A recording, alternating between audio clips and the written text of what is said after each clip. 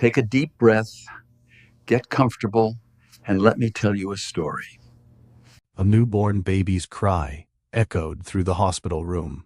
For a moment, nobody spoke. Frank stood beside the hospital bed, holding the tiny bundle in his arms.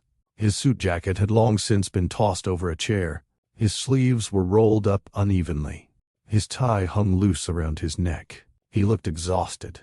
Not the kind of exhaustion that comes from a long day. The kind that comes from months of worry, fear, hope, and prayers finally crashing into one moment. His hands trembled as he stared down at the child. A child he had been waiting to meet for months. A child he already loved more than he knew how to explain. His eyes filled with tears. He blinked several times, trying to keep control of his emotions. It didn't work. A quiet laugh escaped him. Then another tear rolled down his cheek. Around him, family members wiped their own eyes. Nobody was pretending to be tough anymore. This was one of those moments that broke through every wall people built around themselves. Frank lowered his head slightly and whispered something to the baby. Nobody else heard the words. Maybe they weren't meant for anyone else. Across the room, someone shifted nervously. Frank didn't notice. His attention remained fixed on the newborn sleeping peacefully against his chest. For several seconds, the room felt suspended in time. No phones, no conversations, no distractions. Just a father holding his child.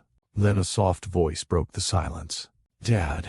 Frank froze. The single word hit harder than anything he had heard that day. Slowly he lifted his head. His eyes moved away from the newborn. Across the room stood a teenage girl, 17 years old, nervous, emotional, trying her best not to cry. She had spoken so quietly that most people almost missed it. But Frank heard every syllable. "Dad." The word seemed impossible. Only a year earlier, he would have sworn he had never heard that voice before. Only a year earlier, he didn't know she existed. Yet there she stood, not as a stranger, not as a visitor, not as someone searching for answers anymore. She stood there as family. Frank stared at her. His mouth opened slightly. No words came out. The teenage girl smiled through tears. A small smile. A shaky smile. The kind of smile someone gives when they're still getting used to something beautiful, finally becoming real. Frank looked from the newborn in his arms to the teenager standing only a few feet away. His chest tightened, because suddenly, the weight of everything that had happened came rushing back. The confusion, the shock, the fear, the difficult conversations, the uncertainty, the mistakes, the second chances. All of it had led to this room, to this moment, to this family. Frank swallowed hard. His eyes never left the teenager. The teenager who had changed everything. The teenager who arrived unexpectedly. The teenager who nearly stopped a wedding. The teenager who carried a secret that had remained hidden for 17 years. And the teenager who had just called him Dad for the very first time. Frank's grip tightened around the newborn. Tears streamed freely down his face now, because life had given him something he never expected. Actually, two things. One child he had spent months preparing to welcome. Another child he spent 17 years wishing he could have known. And somehow, both had arrived in his life. The same room, the same day, the same unforgettable moment. But to understand how any of this happened, to understand how a wedding day became one of the most shocking days of their lives, we need to go back to the beginning. Back to a morning that was supposed to be perfect. Back to the day Linda thought she had everything figured out. Back to the day two tiny pink lines changed her future forever. Welcome back to Mr. Williams' family, where life's most powerful lessons come wrapped in unforgettable tales. If you're new to this family, thank you for joining us. Please hit the subscribe button, because it helps us share stories like this on YouTube. And before we begin, take a moment to like this video and leave a comment below. It may seem like a small action, but every like, every comment, and every subscription helps YouTube recommend these stories to more people. Now let me ask you something. Have you ever experienced a day that completely changed your life? A day that started out normal. A day that seemed carefully planned. A day where every detail appeared to be under control. Only for one unexpected moment to send your future in a completely different direction. Most people can point to a single day they never forgot. The day they met someone. The day they lost someone. The day they received a phone call that changed everything. For Linda, that day began as the happiest morning of her life, and by nightfall, nothing looked the way she expected. Not her future, not her wedding, not her family, not even the man she thought she knew completely. Because a stranger would arrive carrying a secret nearly 2 decades old. A secret powerful enough to stop a wedding. A secret powerful enough to change several lives forever. But hours before any of that happened, Linda was sitting alone inside a bridal suite in Brooklyn. The room buzzed with activity outside. Voices echoed through the hallway. Family members moved from room to room. Bridesmaids laughed about last-minute problems. Someone argued over flower arrangements. Someone else was looking for a missing shoe. The entire venue carried the beautiful chaos that comes with a wedding day. Yet inside the bridal suite, everything was strangely quiet. Linda sat on the edge of a chair staring at the bathroom counter. She wasn't looking at her wedding dress. She wasn't looking at her phone. She wasn't looking at the decorations. Her attention remained fixed on 2 small objects resting side by side. 2 pregnancy tests, both showing the same result. Positive? Linda blinked slowly. She looked again. Still positive. A few minutes earlier, she had convinced herself the first test had to be wrong. Stress, exhaustion, wedding nerves. Any explanation felt more reasonable, so she took another test. Now there were 2, and both were telling her the exact same thing. For several seconds she simply sat there, silent, motionless, trying to absorb what she was seeing. Then tears filled her eyes. Not tears of fear, not tears of uncertainty. Something very different. Joy, pure joy. A hand moved instinctively toward her stomach. A soft laugh escaped her lips. Then another. Soon she was crying and laughing at the same time. The kind of emotional reaction that arrives when happiness catches you completely off guard. Linda lowered her head and wiped her eyes. She had spent months focused on work. Months balancing wedding planning. Months trying to build a future with Frank. The idea of starting a family had always been part of the plan. She just didn't expect the plan to begin today. Of all days. Her wedding day? She imagined Frank's face. That thought alone made her smile. She could already hear his reaction. At first, he wouldn't believe it. Then he would ask 3 practical questions in a row. Then he would start smiling. Then he would become emotional while pretending he wasn't emotional. Linda knew him that well. The thought made her laugh again. For a few moments, she allowed herself to dream. Family holidays, birthday parties, school events, a house filled with noise, a little boy running through the living room, a little girl refusing to listen because she inherited Linda's stubbornness. The future suddenly felt larger, brighter, more exciting than it had only an hour earlier. And perhaps the most beautiful part of all, she was going to tell Frank after the ceremony. It would be their secret until then, a surprise, a memory they would talk about for the rest of their lives. At least, that was the plan. Because while Linda sat inside that bridal suite dreaming about the future, someone else was making her way toward the venue. Someone carrying an old box. Someone carrying questions. Someone carrying answers nobody expected. And within a few short hours, that person would walk into their lives and force everyone in the room to confront a truth that had remained hidden for 17 years. So here's the impossible question. What would you do if the happiest day of your life suddenly became the most complicated? Would you walk away? Would you stay? Would you fight for the future you planned? Or would you make room for a future you never saw coming? Stay with me until the end, because this story isn't just about love. It isn't just about family, and it isn't just about a wedding. It's about responsibility, forgiveness, second chances, and how the truth can arrive years late and still change everything. Let's go back to where it all began. 3 years before the wedding, back when Linda and Frank couldn't stand each other. 3 years before the wedding. Long before the pregnancy test. Long before the hospital room. Long before anyone questioned whether Linda and Frank would actually make it to the altar. They met inside a crowded community center in Brooklyn, and neither of them liked the other. The meeting had already been running for nearly 40 minutes. Residents filled folding chairs arranged in uneven rows. Some people held notebooks. Others held coffee cups. A few looked like they had shown up specifically to complain about something, which, to be fair, wasn't unusual. Community meetings in Brooklyn had a way of attracting strong opinions, especially when construction projects were involved. Linda sat near the front of the room, with a stack of documents balanced on her lap.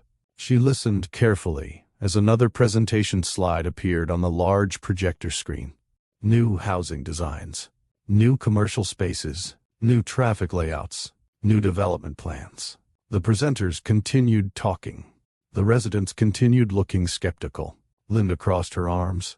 That usually wasn't a good sign.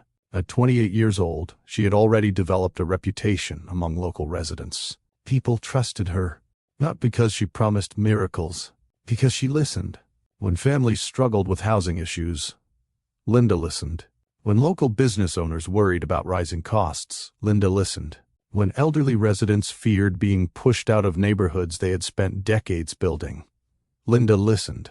And whenever someone arrived at a meeting talking about development, without listening to residents first, Linda noticed.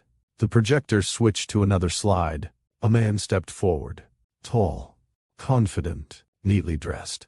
Professional. The kind of professional who looked like he ironed his shirts even on weekends. Linda immediately disliked him. Not for any real reason, just instinct. The man adjusted the microphone. "Good evening, everyone. My name is Frank." Several residents nodded politely. Others remained silent. Frank continued. "As many of you know, we're here to discuss the proposed redevelopment project and how it can benefit the community over the next several years." Linda raised an eyebrow. Benefit the community. She had heard that phrase before, many times. Sometimes it was true, sometimes it wasn't. Frank clicked to the next slide. The goal is to improve housing accessibility while creating additional economic opportunities. A woman in the back raised her hand. "What happens to existing residents?" Frank answered immediately. "We are working to create a plan that supports both current residents and future growth." Linda sighed. The answer sounded polished. Too polished. A few people exchanged looks. They had heard the same type of answer before. Frank continued presenting. Statistics, design concepts, projected outcomes, construction timelines. Everything seemed organized.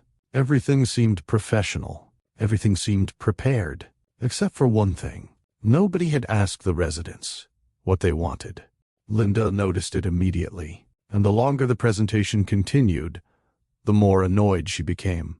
Finally, Frank opened the floor for questions. Several hands shot up. One resident asked about parking. Another asked about construction schedules. A third asked about local businesses. Frank answered each question carefully. Then Linda stood. Several residents turned toward her. Some already knew what was coming. Frank looked in her direction. "Yes?" Linda smiled politely. The smile didn't reach her eyes. "How many residents did you personally speak with before designing these plans?" The room became quiet. Frank blinked. "I beg your pardon? How many residents?" Frank hesitated briefly. "We reviewed community feedback reports." Linda nodded. "That's not what I asked." A few people shifted in their seats. Others suddenly looked very interested. Frank remained calm. "We examined available data." Linda tilted her head. "That's still not an answer." One older resident quietly muttered, "Here we go." A few people laughed. Frank heard it. Linda heard it. Frank folded his hands together. "To answer your question directly, I wasn't personally involved in the resident interviews." Linda nodded again. This time the smile disappeared completely. "That's what I thought." A low murmur spread across the room. Frank felt the atmosphere changing. He recognized the challenge immediately. "What exactly is your concern?" Linda didn't sit down. My concern is simple. She gestured toward the projected plans. You've spent 40 minutes explaining what this neighborhood needs. Then she pointed toward the residents. But you never asked them. Several people nodded. Frank maintained eye contact. We absolutely considered community input. Linda laughed softly, not because anything was funny, because she didn't believe him. You considered paperwork. A few residents tried to hide smiles. Frank noticed. Linda noticed. The room was beginning to choose sides. Frank inhaled slowly. The architect in him preferred structure, order, solutions. This meeting was becoming something else entirely. What would you suggest? He asked. Linda answered immediately. Listening. The room erupted into scattered applause.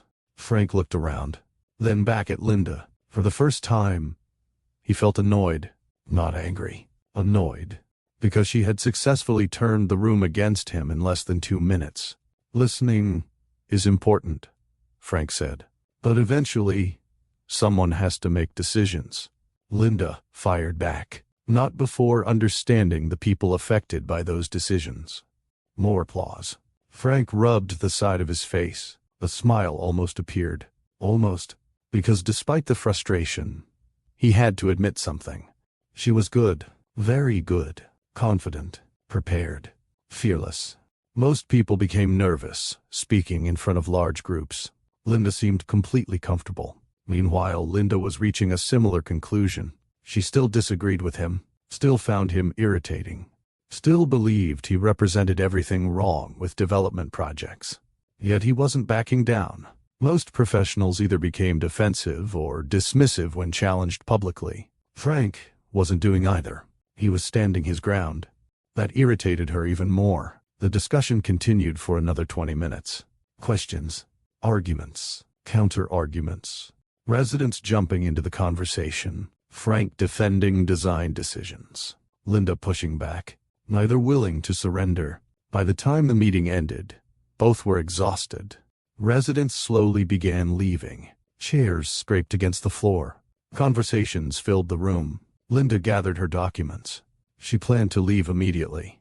Instead, she nearly collided with someone. Frank. Both stopped. For a moment, neither spoke. Then Frank looked at the papers under her arm. You always do that? Linda frowned. Do what? Interrogate people for 40 minutes. Linda laughed. An actual laugh this time. I wasn't interrogating you. You could have fooled me. You survived. Barely. Linda shook her head. I was protecting the community. I noticed. And you weren't listening. I was. No, you were presenting. Frank stared at her. Linda stared back. Neither looked away. Several seconds passed. Finally, Frank sighed. You know, most people introduce themselves before attacking someone. Linda smiled. My name is Linda. Frank shook his head. Despite himself, he laughed. And to his surprise, Linda laughed too. The tension didn't disappear. The disagreement didn't disappear. But something shifted, very slightly. A tiny crack in the wall both had built. Neither realized it yet. Neither would admit it later. But the first spark happened right there. Not during the argument. Not during the debate. Not while they were challenging each other. It happened during that brief moment when both accidentally laughed. A moment so small that either of them could have missed it. Fortunately, for both of them, they didn't. The meeting should have been the end of it. At least, that's what Linda thought. People argued at community meetings all the time. They disagreed. They went home. Life moved on. That was usually how these things worked. Yet 3 days later, Linda walked into another planning session and saw Frank standing near a table covered with architectural drawings. She stopped. Frank looked up. Their eyes met. Both immediately reacted the same way. A deep sigh. You're here again? Linda asked. Frank looked genuinely confused. I was about to ask you the same thing. Linda pulled out a chair. This is my neighborhood. Frank nodded. This is my project. Neither sounded particularly happy about it. A few nearby residents exchanged amused looks. Apparently, their disagreement had become memorable. One older man chuckled. "Please tell me y'all are sitting together." Linda pointed at Frank. "Absolutely not." Frank pointed at an empty seat on the opposite side. "Agreed." The old man laughed. "That's exactly why you should." Neither listened. The meeting started. For the next 2 hours, they disagreed about parking access, public green spaces, youth programs, traffic flow, and small business protections. The arguments remained professional, mostly, though occasionally Linda would give him a look that clearly said, "You're making this harder than it needs to be." Frank usually returned a look that said, "You're impossible." Strangely enough, neither found the meetings unpleasant anymore. Frustrating, definitely, but not unpleasant. Weeks passed. The redevelopment project continued, and so did their interactions. Sometimes they met at planning sessions, sometimes during site visits, sometimes at local community events connected to the project. Neither could completely avoid the other. Not that either would have admitted they were beginning to enjoy the challenge. One Saturday afternoon, Linda arrived at a neighborhood cleanup event in Brooklyn. Volunteers filled trash bags. Children raced around pretending they were helping. Music played from portable speakers. The atmosphere felt more like a block party than a workday. Linda was directing volunteers when she noticed Frank carrying 2 heavy bags toward a collection truck. She paused. That surprised her. Most consultants attended public events for photographs. Frank was actually working, sweating, lifting, following directions. The little boy accidentally dropped an entire bag of empty bottles. The bottles scattered across the sidewalk. Several adults groaned. Frank immediately crouched down. "Looks like we got ourselves a jailbreak." The boy looked horrified. "I didn't mean to." Frank picked up a bottle. "It's okay." Then he lowered his voice. "But we should probably catch these before they escape to New Jersey." The boy laughed. A few adults laughed too. Linda watched from across the street. That surprised her even more. She had never seen Frank joking around. Later, while volunteers gathered near a food stand, Linda approached him. "You know those bottles weren't actually heading to New Jersey." Frank accepted a paper plate. "Good thing I caught them anyway." Linda rolled her eyes. "You tell terrible jokes." That's not what the 8-year-old thought. She couldn't argue with that. The kid had nearly fallen over laughing. Frank smiled slightly. Linda noticed something she hadn't noticed during the meetings. Away from conference tables and presentations, he seemed different. Less guarded, less formal, more human. That realization stayed with her, not because she wanted it to, because it was true. A week later, Frank found himself in Harlem, attending a neighborhood celebration. And once again, Linda was impossible to avoid. Families filled the streets. Food vendors lined the sidewalks. Music drifted through the afternoon air. Children danced. Grandparents sat in folding chairs sharing stories. Everyone seemed to know everyone. Frank stood near a food stand trying to figure out where to start. The choices alone felt overwhelming. Linda appeared beside him. "You look confused." "I'm evaluating my options." "You've been standing here for 10 minutes. "I'm being thorough." Linda laughed. "You're overthinking lunch." Frank looked at the different food stands. "There are too many choices." "That's your problem?" "Yes." Linda stared at him. For a second she wondered if he was joking. Then she realized he wasn't. That made it funnier. She pointed toward one stand. "Start there." "How do you know it's good?" "Because the line is long." Frank looked at the line, then looked at Linda. "That's your system?" "Absolutely." "That doesn't seem scientific." "Not everything requires charts." Frank reluctantly followed her advice. 20 minutes later, he admitted she was right. Linda enjoyed that far more than she should have. As the afternoon continued, Frank watched Linda move through the crowd. She seemed to know everyone. Children waved at her. Parents stopped her to ask questions. Elderly residents greeted her warmly. Several people thanked her for helping them find resources or solve problems. Frank noticed something important. Linda wasn't respected because of her job title. People respected her because she genuinely cared. The realization forced him to reevaluate several assumptions. For weeks, he had viewed her as a difficult critic. Now he was seeing something else. Someone deeply invested in her community. Someone who fought so hard because she loved where she lived. The insight changed things. Not immediately, but gradually, over time. A few days later, Linda experienced something similar. Frank invited local representatives to review design revisions at his Manhattan office. Linda arrived prepared for another argument. Instead, she found herself learning things she had never considered.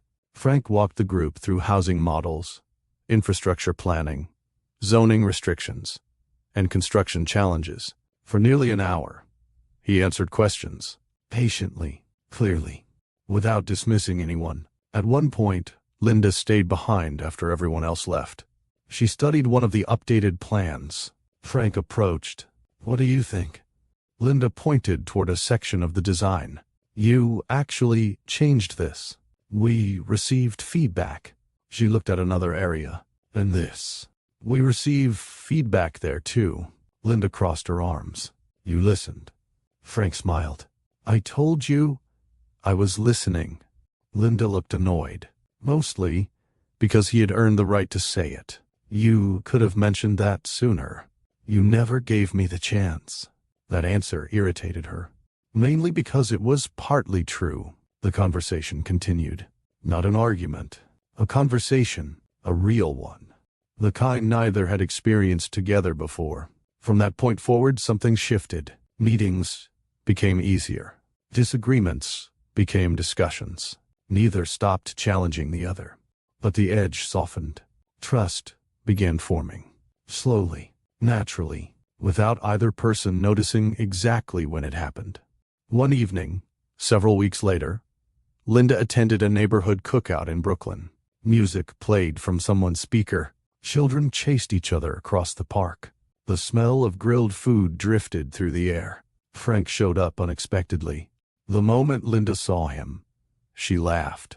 "What are you doing here?" "I was invited." "By who?" Frank pointed toward a local resident. The resident waved enthusiastically. Linda looked impressed. "Look at that." "What?" "They like you now." Frank glanced around. "I'm still not convinced."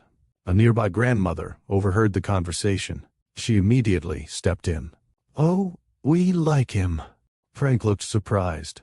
The grandmother continued. "He listens." Linda nearly laughed. Frank noticed. I'm not saying anything." "You were about to." "Maybe." The grandmother shook her head. "You two argue like an old married couple." Silence. Linda froze. Frank froze. The grandmother casually walked away, leaving both of them standing there. Neither spoke for several seconds. Finally, Linda cleared her throat. Well. That was all either managed to say. Yet, something felt different. The comment lingered longer than either wanted to admit. Later that evening, Frank found himself watching Linda laugh with several residents. The setting sun reflected off nearby buildings. People gathered around folding tables. Conversations overlapped. Life felt simple, comfortable, real, and for the first time, Frank realized he was no longer looking forward to the meetings. He was looking forward to seeing Linda. Across the park, Linda was having a similar realization, which was unfortunate, because admitting it would mean acknowledging something she wasn't quite ready to accept. The architect from Manhattan, the man who had frustrated her from the very first meeting, the man she argued with constantly, was slowly becoming someone she trusted. And trust, she would soon discover, was only the beginning. Trust was only the beginning. Neither Linda nor Frank said it out loud. Neither wanted to be the first person to admit what was happening. That would have required acknowledging something both found slightly ridiculous. Somewhere between community meetings, neighborhood events, and endless debates, they had started looking forward to seeing each other. A lot. Linda noticed it first, not because she wanted to, because her cousin noticed it. And cousins had a way of noticing things nobody else did. One Saturday afternoon, Linda sat at a family gathering in Brooklyn. The house was packed. Children ran through hallways. Adults occupied every available chair. Someone was carrying food into the dining room. Someone else was arguing about sports. The atmosphere felt exactly like the family gatherings Linda had known her entire life. She stood near the kitchen helping prepare plates. Her cousin appeared beside her. "So," Linda immediately narrowed her eyes. That single word usually meant trouble. "So what?" Her cousin casually reached for a drink. "How's Frank?" Linda almost dropped the serving spoon. "What?" Her cousin smiled. "Frank, what about him?" "You tell me." Linda shook her head. "There is nothing to tell." "Interesting." "What does that mean?" "It means every time someone mentions his name, you suddenly become defensive." "I'm not defensive." "That sounded defensive." Linda opened her mouth, then closed it. Her cousin laughed. "See?" Linda pointed toward the living room. "Go bother somebody else." But the damage was done, because for the rest of the afternoon, Linda couldn't stop thinking about the question. "How's Frank?" A simple question, yet the answer wasn't simple anymore. Meanwhile, Frank was having his own problem. His problem arrived in the form of his younger brother. The two were having dinner at a restaurant in Manhattan when the conversation took an unexpected turn. Frank had mentioned Linda 3 separate times without realizing it. His brother noticed immediately. "You like her?" Frank looked up. "No." "You do." "No." His brother laughed. "Frank, what? You've spent 20 minutes talking about the same woman." "I have not." "You absolutely have." Frank leaned back. "I was discussing the redevelopment project." His brother nearly choked on his drink. No man talks about a redevelopment project with that much enthusiasm. Frank stared at him. His brother grinned. "You like her?" Frank hated how accurate that sounded, because deep down he knew it was true. A few days later, everything changed. Not because of a dramatic event, not because of some grand romantic gesture, because of rain. Heavy rain. The kind that seemed determined to flood every sidewalk in New York City. Linda had just finished a meeting in Brooklyn when she stepped outside and immediately regretted not bringing an umbrella. Rain poured from the sky. Cars splashed through puddles. People rushed toward cover. Linda sighed. Then she heard a familiar voice. "You look happy." She turned. Frank stood nearby, holding an umbrella. "I hate you."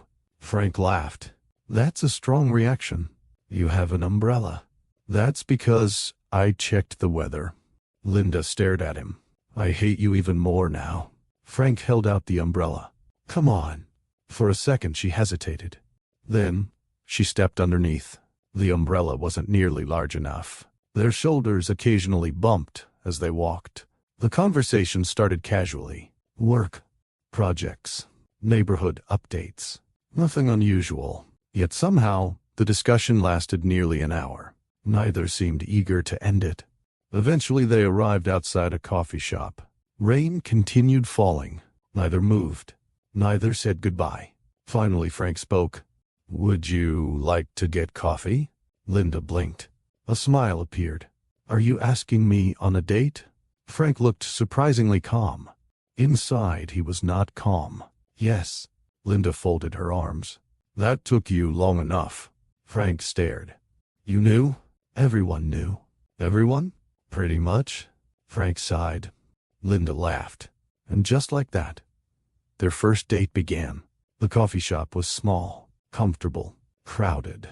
For the first time, they weren't discussing development plans. They weren't debating policy. They weren't representing different sides. They were simply two people getting to know each other. The conversation flowed naturally. Hours passed. Neither noticed. By closing time, both realized something important. This felt easy, unexpectedly easy.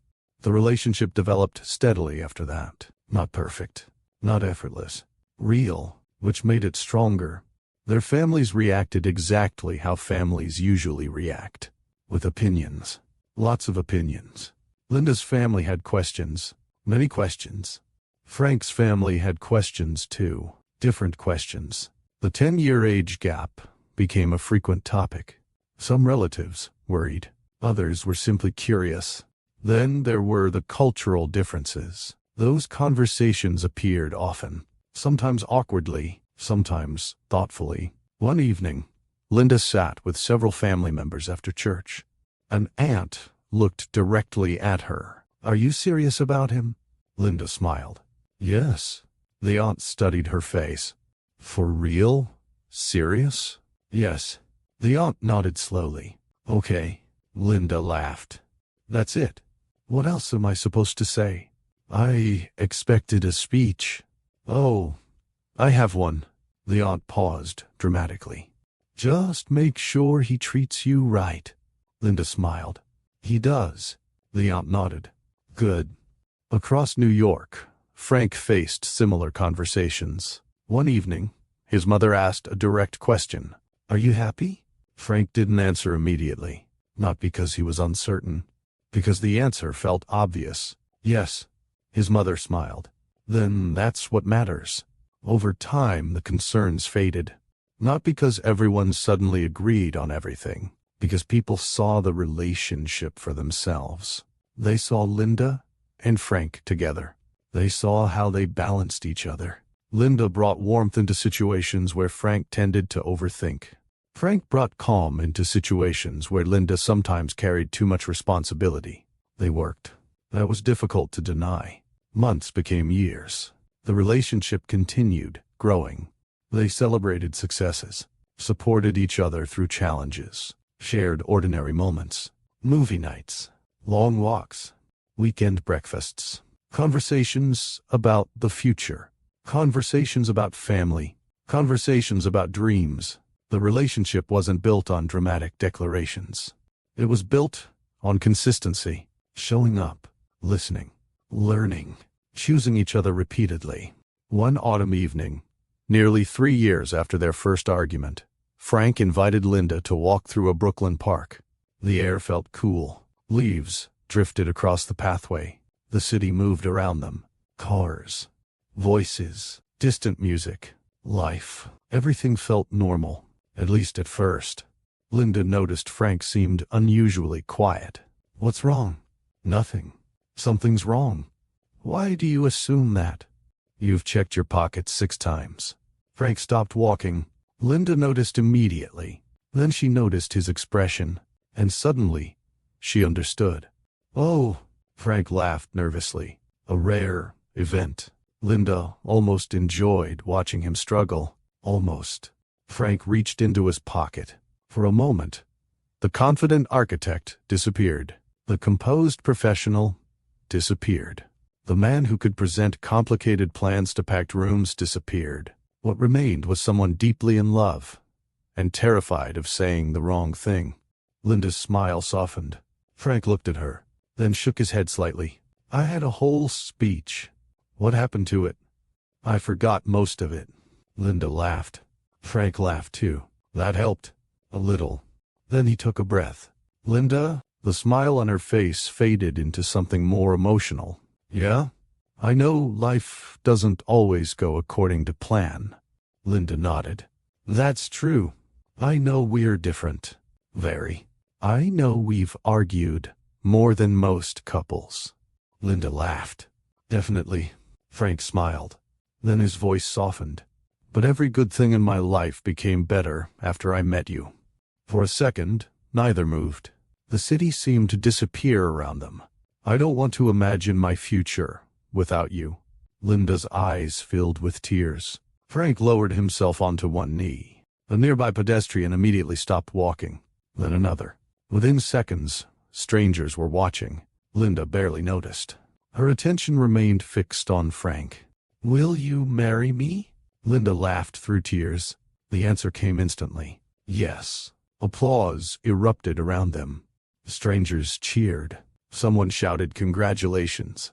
Frank stood. Linda wrapped her arms around him. For a long moment, neither let go. The months that followed became a whirlwind of wedding planning. Venue decisions, guest lists, food tastings, budget discussions, family opinions, endless details. Some days felt exciting, some felt exhausting. Yet through it all, they kept moving toward the same destination. Their wedding day. The day both believed would mark the beginning of the next chapter of their lives. What neither of them knew was that life was preparing a surprise neither could possibly anticipate. One that would test everything they believed about love, family, and commitment. But before we get there, I want to hear from you. Do you think Linda and Frank are truly ready for marriage? Let me know in the comments below, because the events waiting ahead will challenge them in ways neither of them could have imagined. Wedding day. The day had finally arrived. After 3 years of arguments, laughter, challenges, compromises, family dinners, late-night conversations, and endless wedding planning, Linda and Frank were finally getting married. Or at least, that was the plan. At 6:30 in the morning, the wedding venue in Brooklyn already looked busy. Workers moved tables. Florists carried arrangements through hallways. Event staff checked schedules. Phones rang constantly. The entire building felt alive. Outside, delivery vans arrived one after another. Inside, everyone seemed to be moving in different directions at the same time. And somehow nobody appeared completely sure what they were doing, which was perfectly normal for a wedding. The first problem arrived before breakfast. One of the floral deliveries had been sent to the wrong entrance. For nearly 20 minutes, 3 different people searched for flowers that were already inside the building. Nobody realized this until a frustrated employee pointed at the arrangements sitting in plain sight. The discovery triggered equal parts relief and embarrassment. The second problem appeared shortly afterward. A relative called to announce they were running late, not because of traffic, not because of weather, because they had accidentally driven toward New Jersey. The explanation made absolutely no sense. Yet somehow it was true. When the phone call ended, nobody understood how it happened. Several family members spent the next 10 minutes debating whether a GPS system should be considered a family member or an enemy. Meanwhile, inside a preparation room, Linda sat in front of a mirror while makeup artists worked around her. She looked calm, at least on the surface. Inside, excitement and nervous energy competed for control. A woman standing nearby smiled. "How are you feeling?" Linda considered the question. "Happy. That's good. Nervous, too. That's normal." Linda laughed softly. "Everybody keeps saying that?" "Because it's true." The room filled with laughter. Nearby, several relatives continued taking photographs. Every few minutes, somebody insisted on capturing another picture. Linda smiled for most of them, not because she particularly enjoyed posing, because resisting was impossible. The moment one photo ended, another person appeared with a phone. The cycle seemed endless. Across the venue, Frank faced his own version of wedding day chaos. His morning started with confidence. That confidence lasted approximately 12 minutes. Then, somebody asked where the wedding rings were. Silence followed. Not the comfortable kind, the alarming kind. Every person in the room stopped what they were doing. Frank blinked. "Who has them?" Nobody answered. A second passed. Then another. The silence became significantly more concerning. One person checked a jacket pocket. Another searched a table. A third looked inside a travel bag. Nothing. The rings had disappeared. For several seconds, nobody wanted to acknowledge the obvious. The wedding rings were missing. Frank stared at the room. "Please, tell me somebody is joking." Nobody laughed, which answered that question. A frantic search immediately began. Suit bags were opened. Drawers were checked. Boxes were inspected. Several people searched the same location multiple times. At one point, 2 grown men spent nearly 5 minutes investigating a refrigerator. Neither could later explain why. Wedding panic rarely followed logic. Frank remained surprisingly calm, at least externally. Internally, he was imagining every possible disaster. A family member approached. "We'll find them." "I know. You don't sound convinced." "I'm trying to be optimistic." The search continued. 10 minutes, 15 minutes, 20 minutes. No rings. Then a voice shouted from across the room. "Found them!" Everyone turned. The missing rings had been sitting inside a garment bag the entire time. Nobody knew how they got there. Nobody cared. The relief was immediate. Several people applauded. One person nearly hugged the garment bag. Frank laughed harder than he had all morning. The crisis was over. Or so everyone hoped. Back in Linda's preparation room, another issue appeared. A zipper refused to cooperate. 3 people attempted to fix it. None succeeded. A 4th person entered the room, examined the situation, fixed it in less than 30 seconds, then walked away, like a hero returning from battle. The room erupted into applause. The successful repair received more celebration than it probably deserved. Yet wedding days have a unique way of turning small victories into major achievements. As the morning progressed, family members filled the venue. Laughter echoed through hallways. Children raced around corners despite repeated instructions not to run. Nobody listened. One little boy sprinted past a group of adults. An older relative pointed after him. "Catch him." "Why me?" "Because you're younger." The response generated another round of laughter. Near the entrance, guests continued arriving. Some greeted relatives they hadn't seen in years. Others immediately began sharing stories. Conversations overlapped. Voices filled every corner. The atmosphere felt warm, lively, authentic.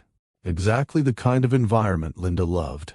Family wasn't just present. Family was everywhere. And not only family, friends, neighbors, former coworkers. People who had watched Linda and Frank build their relationship over 3 years. People who genuinely wanted to celebrate with them. At one point, Linda quietly stepped away from the crowd and looked out a nearby window. The city stretched beyond the glass. Brooklyn moved through another ordinary morning. Traffic flowed. People hurried along sidewalks. Life continued. Yet for Linda, nothing felt ordinary. Today mattered. She had imagined this day countless times. Now it was finally here. A soft smile appeared on her face. Behind her, somebody called her name. Then another person called for her. Then someone else needed her attention. The moment disappeared. Wedding day reality returned. And honestly, Linda wouldn't have wanted it any other way. The noise, the confusion, the laughter, the constant interruptions. All of it felt like proof that she was surrounded by people who cared. Hours remained before the ceremony. Guests continued arriving. Photographers continued working. Family members continued debating things nobody else considered important. The venue remained filled with energy, excitement, expectation. Everything seemed to be moving exactly where it was supposed to go. Nobody knew that before the day ended, events would take a direction none of them expected. For now, though, the wedding remained exactly what everyone believed it to be. A celebration, a beginning, a day filled with happiness. And as the final preparations continued, Linda had no reason to believe her life was about to become even more extraordinary. By late morning, the wedding venue felt even more crowded. Guests continued arriving. Photographers moved from room to room. Family members carried food, decorations, and last-minute supplies through hallways. The excitement kept building. So did the noise. Linda had spent most of the morning smiling, greeting people, posing for photographs, and answering questions. Questions seemed endless. Did she need water? Had she eaten? Was she excited? Was she nervous? Did she need anything? Everybody meant well. Still, after hours of constant activity, she welcomed every quiet moment she could find. One such moment arrived shortly before noon. She finally found herself alone for the first time all day. Not for long, just a few minutes, but enough to breathe, enough to gather her thoughts, enough to enjoy the reality that she was about to marry Frank. Linda sat down carefully. A strange sensation passed through her. Not pain, not exactly discomfort, just something unusual. She frowned slightly. The feeling disappeared almost immediately. She brushed it aside. Wedding nerves. That seemed like the most obvious explanation. After all, people talked constantly about wedding day anxiety. Maybe this was what that felt like. A knock interrupted her thoughts. The door opened. One of her closest friends stepped inside carrying 2 bottles of water. "There you are," Linda laughed. "I've been looking for 5 minutes of peace." "Good luck with that." Her friend handed her a bottle. Linda accepted it gratefully. "Thank you. You look tired." "I am tired." "Did you sleep?" "Not much." Her friend nodded. "That sounds about right."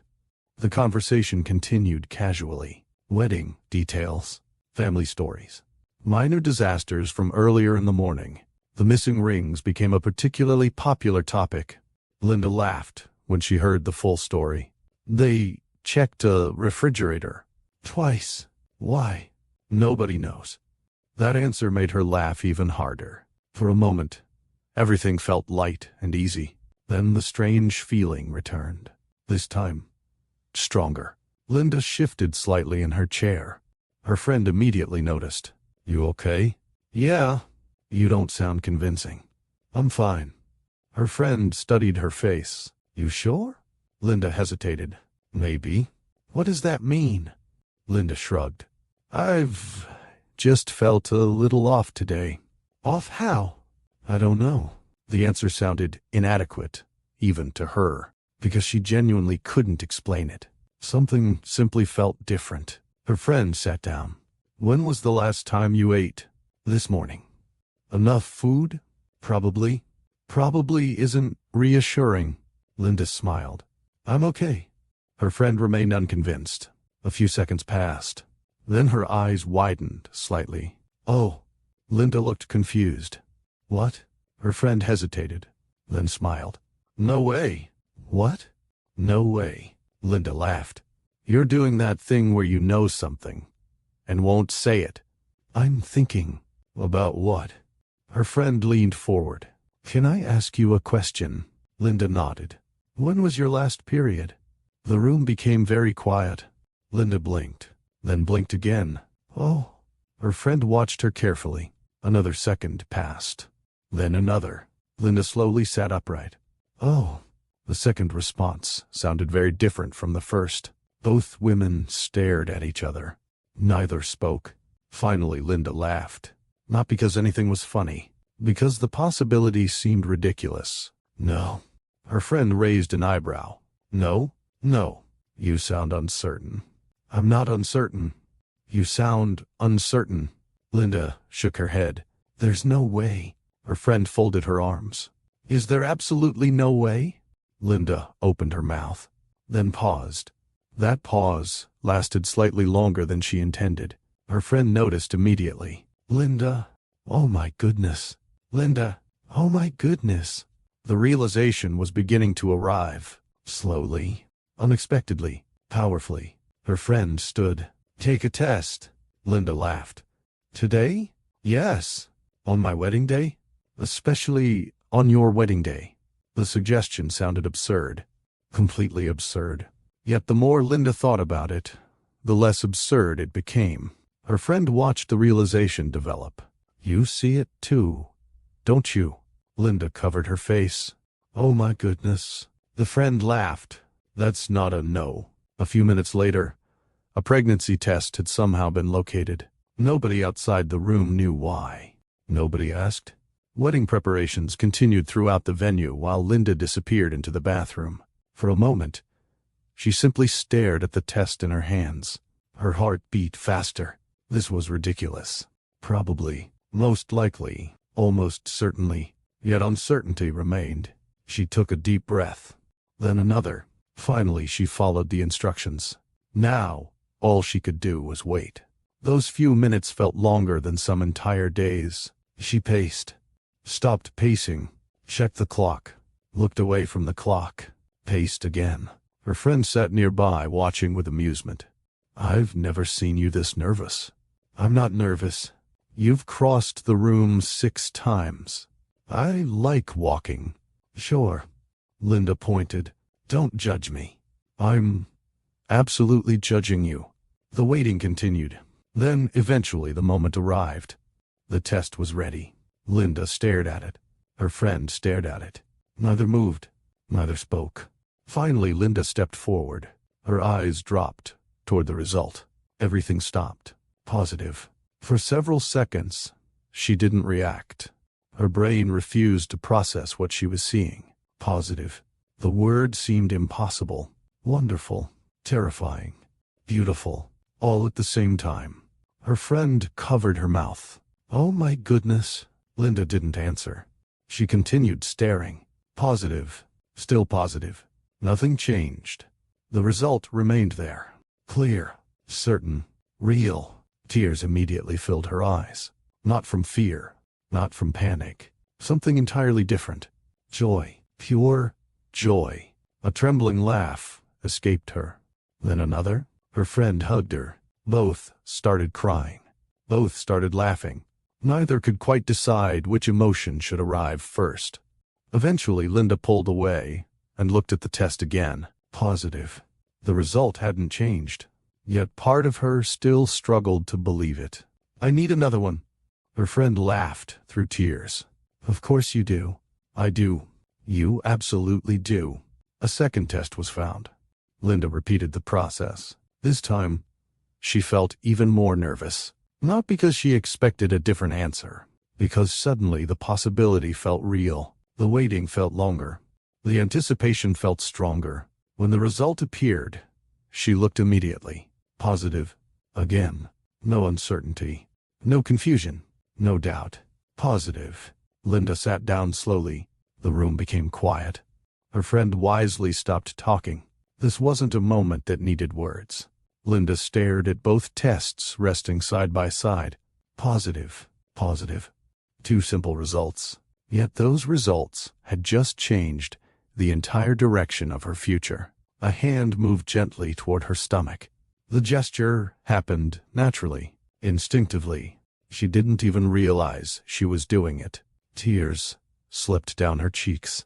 This time she didn't wipe them away. She simply sat there, allowing the moment to settle, allowing reality to catch up, allowing herself to feel everything. For months, she had focused on wedding plans, work responsibilities, daily life. The future always existed somewhere ahead. Now suddenly, the future felt closer, more personal, more beautiful. A family. The thought settled into her heart. A family? Not someday. Not eventually. Now. The realization left her speechless, and for perhaps the first time all day, despite the noise outside, despite the activity throughout the venue, despite everything happening around her, Linda felt completely calm, because she had just received news she never expected, and it felt like the greatest gift imaginable. What she didn't know was that another surprise was already moving toward the venue, one that would challenge everything she thought this day would become. But for now, all Linda could think about was the tiny new life she had just discovered. For several minutes after the second test, Linda remained seated. The room around her seemed quieter than before, not because the venue had suddenly become silent. The noise was still there, voices in hallways, footsteps moving past the door, laughter from distant rooms, someone calling for a photographer, someone else asking where a missing jacket had gone. The wedding continued moving forward, yet everything felt different now. Not because the world had changed, because Linda had changed. Only an hour earlier, she had been a bride preparing for her wedding. Now she was a bride preparing for her wedding and carrying a secret that made her future feel larger than she had ever imagined. Her friend sat beside her. Neither spoke immediately. The moment deserved time. Linda stared at the two tests resting on the counter. Every time she looked at them, the result felt more real. Positive. Positive. No mistake. No misunderstanding. No confusion. The truth sat directly in front of her. A smile slowly spread across her face. Then another laugh escaped. Her friend shook her head. You keep doing that. What? The smiling. Linda laughed again. I can't help it. I know. Linda wiped another tear from her cheek. She wasn't even embarrassed anymore. Every emotion felt welcome. Every reaction felt justified. Because this was one of those moments people remembered forever. Years later, decades later, the memory would still be there. The exact room, The exact day. The exact feeling. Her friend studied her face. Have you told Frank? Linda immediately shook her head. No. Are you going to? Of course. When? Linda looked toward the door, then toward the tests, then back toward her friend. A thoughtful expression appeared, and suddenly she smiled. A different smile this time. The kind that usually meant she had an idea. Her friend recognized it immediately. Oh no, Linda laughed. What? You have a plan? Maybe. You definitely have a plan. Linda looked down at the tests again. The answer arrived almost instantly. She didn't want to tell Frank right now. Not yet. Not in the middle of wedding day confusion. Not while people rushed through hallways. Not while photographers interrupted every 5 minutes. Not while relatives searched for somebody's missing phone. No. She wanted the moment to be special. Private. Meaningful. Just the two of them. The realization felt right. Very right. I'll tell him after the ceremony. Her friend smiled. As a surprise? Linda nodded. As a surprise. The words alone made her emotional again. She imagined Frank's reaction. That image immediately returned to her mind. The confusion, the disbelief, the questions. Then, the smile. She could practically see it. And knowing Frank, he would probably ask practical questions before fully processing the news. The thought made her laugh. Her friend noticed. What? I can already hear him. Hear him? Say what? Linda lowered her voice and imitated Frank. Are you sure? Her friend burst out laughing. Linda continued. Did you take more than one test? The laughter grew louder. Linda wasn't finished. Should we schedule an appointment? Her friend nearly doubled over. Okay. That's definitely him, right? 100%. Both women continued laughing. The image felt so accurate that neither could deny it. Frank would be thrilled. Absolutely thrilled. Yet he would still approach the situation like Frank. Carefully. Practically. Methodically. That was one of the things Linda loved about him. He brought stability into moments when emotions threatened to take over. And today, emotions were definitely trying to take over. A gentle knock interrupted the conversation. The door opened. Someone stepped inside. There you are. Linda looked up. What happened? We've been looking for you. Oh. The visitor smiled. The photographer is asking questions. Linda laughed. Of course he is. And several relatives want pictures. Of course they do. The visitor nodded. Everybody's waiting. Linda stood carefully. For a second she looked back toward the tests. The sight stopped her. A strange warmth filled her chest. Because those two small objects represented a future she had only begun imagining. She walked over and carefully placed them inside a small bag. Her friend watched. Protectively. Tenderly. The action felt almost symbolic, as though she were protecting something precious. Maybe she was. A few moments later they left the room and rejoined the celebration. The energy throughout the venue remained high. Family members filled every available space. Conversations overlapped. Photographers continued directing people into position. Someone adjusted decorations. Someone else searched for a missing tie. Another person insisted that nobody was following the schedule properly. Which was probably true. Linda moved through the crowd smiling, greeting relatives, accepting hugs, listening to stories. The atmosphere felt joyful, and because of the secret she carried, every happy moment felt even brighter. At one point she spotted Frank across the venue. He was speaking with several guests, still wearing that familiar expression he always carried during busy situations. Focused, calm.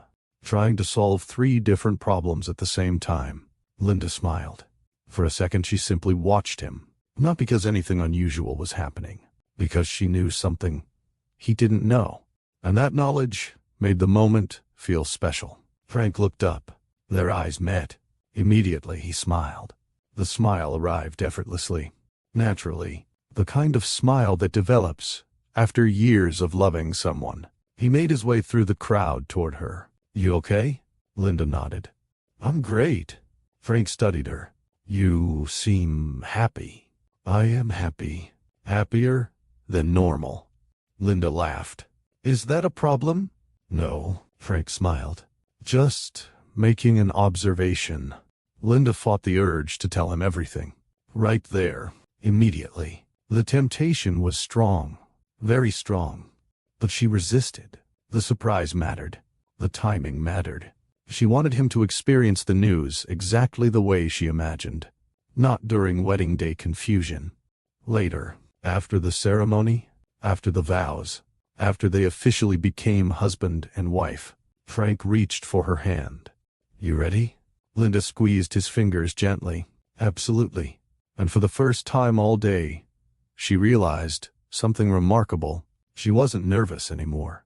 Earlier that morning, she had worried about details, schedules, logistics, normal wedding concerns. Those worries had disappeared. The discovery changed everything. Not because it created uncertainty, because it created peace, a deeper sense of purpose, a stronger sense of excitement.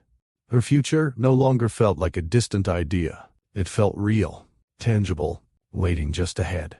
The hours continued moving forward. Guests settled into their seats. Preparations neared completion. Excitement built throughout the venue. Everything appeared perfect. The wedding was ready. The guests were ready. Linda was ready. Frank was ready. The future seemed ready. And perhaps that was why nobody saw the storm approaching. Because life often changes direction when people believe they finally have everything figured out. At this moment, Linda believed she was preparing to give Frank the happiest surprise of his life. She had no reason to think anything could interrupt that plan. No reason to think anyone unexpected would walk through those doors. No reason to think a secret hidden for 17 years was about to collide with their celebration. For now, happiness filled every corner of the day. Hope filled every corner of the future. And standing there among friends, relatives, laughter, and love, Linda truly believed this was the beginning of the life she had always wanted. Before we continue, tell me this. If you discovered life-changing news on your wedding day, would you tell your partner immediately? Or would you wait and turn it into a surprise? Let me know in the comments below, because the next person to arrive at this wedding is about to change everything. The ceremony was less than an hour away. Inside the Brooklyn venue, excitement continued building. Guests filled rows of seats. Family members moved between rooms.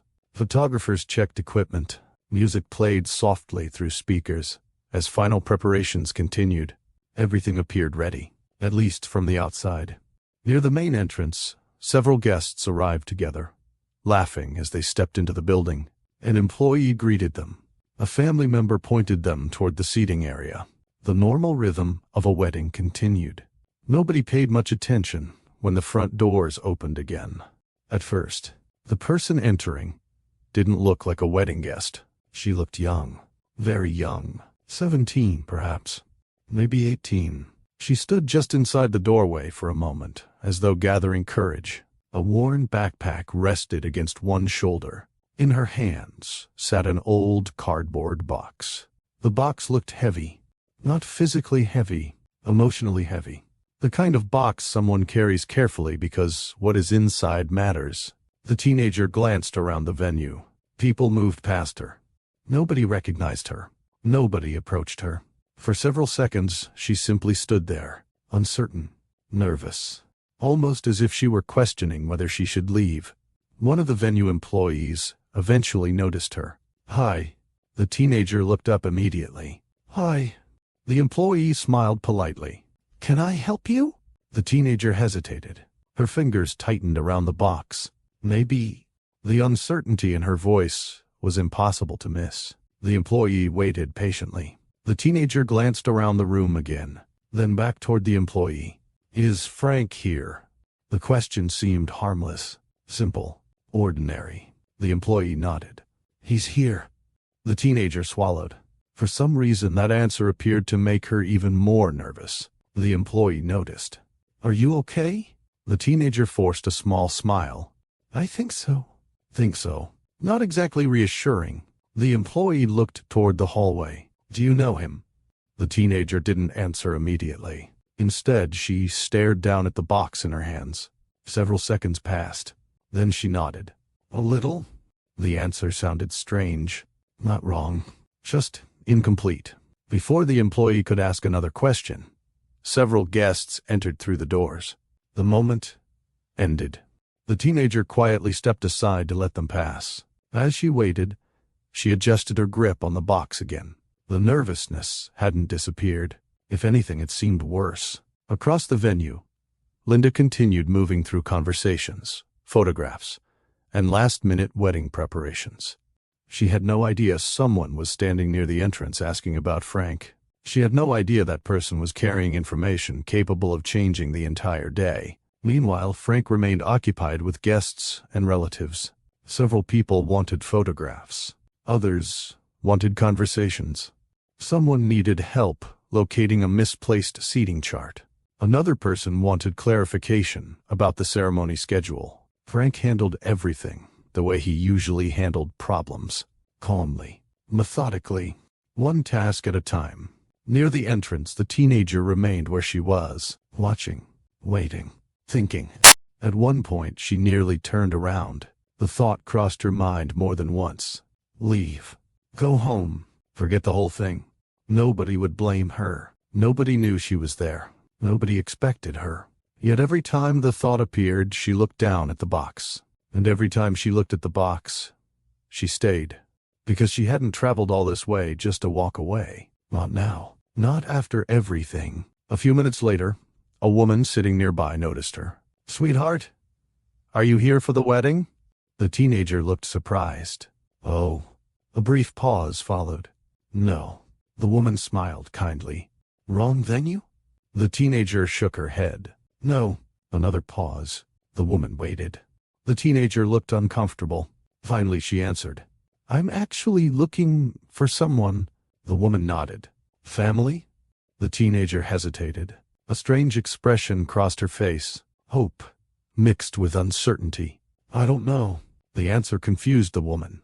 Before she could respond, the teenager looked away. The conversation ended there. The woman returned to speaking with other guests. Yet, the exchange left an impression. Something about the girl felt different. Not dangerous, not suspicious, just burdened. As though she had been carrying the same question for a very long time. More guests arrived. More conversations filled the venue. The wedding atmosphere continued. Yet the teenager remained near the entrance, holding the box, watching people pass, searching faces, waiting. Finally, after nearly 20 minutes, she spotted someone. Her posture changed instantly. Her eyes widened. The box tightened against her chest. For a moment, she simply stared. Across the room, Frank had just entered the hallway. He was laughing about something a relative had said, completely unaware that someone was watching him. The teenager froze. Years of questions suddenly stood only a short distance away. Reality felt different from imagination. Much different. She had imagined this moment countless times. None of those versions prepared her for the real thing. Frank continued talking, still unaware. The teenager took a step forward, then stopped. Fear arrived. What if she was wrong? What if none of this was true? What if she had misunderstood everything? What if she ruined a stranger's wedding because of a mistake? The doubts hit all at once. Her breathing became uneven. She lowered her eyes. For a second, it looked as though she might leave. Then she remembered why she came. The hospital visits, the difficult conversations, the truth she had recently learned, the promise she had made. Slowly, she lifted her head again. This time, she didn't step back. This time she moved forward. One step, then another, and another. Several nearby guests noticed her, mostly because she seemed so nervous. The teenager stopped only a few feet away from where Frank stood. Frank hadn't seen her yet. He remained focused on the conversation beside him. The teenager opened her mouth. No sound came out. She tried again. Still nothing. Her hands trembled slightly. The old box nearly slipped. She caught it quickly. That movement finally attracted attention. Frank turned. Their eyes met. Neither spoke. Frank looked confused. The teenager looked terrified. A few nearby guests noticed the unusual silence and turned toward them. One conversation stopped. Then another. The atmosphere shifted almost immediately. Not dramatically. Just enough for people to sense something unusual. Frank offered a polite smile. "Can I help you?" The teenager stared at him. Her throat tightened. For a moment she seemed unable to form words. Then, finally, she managed to speak.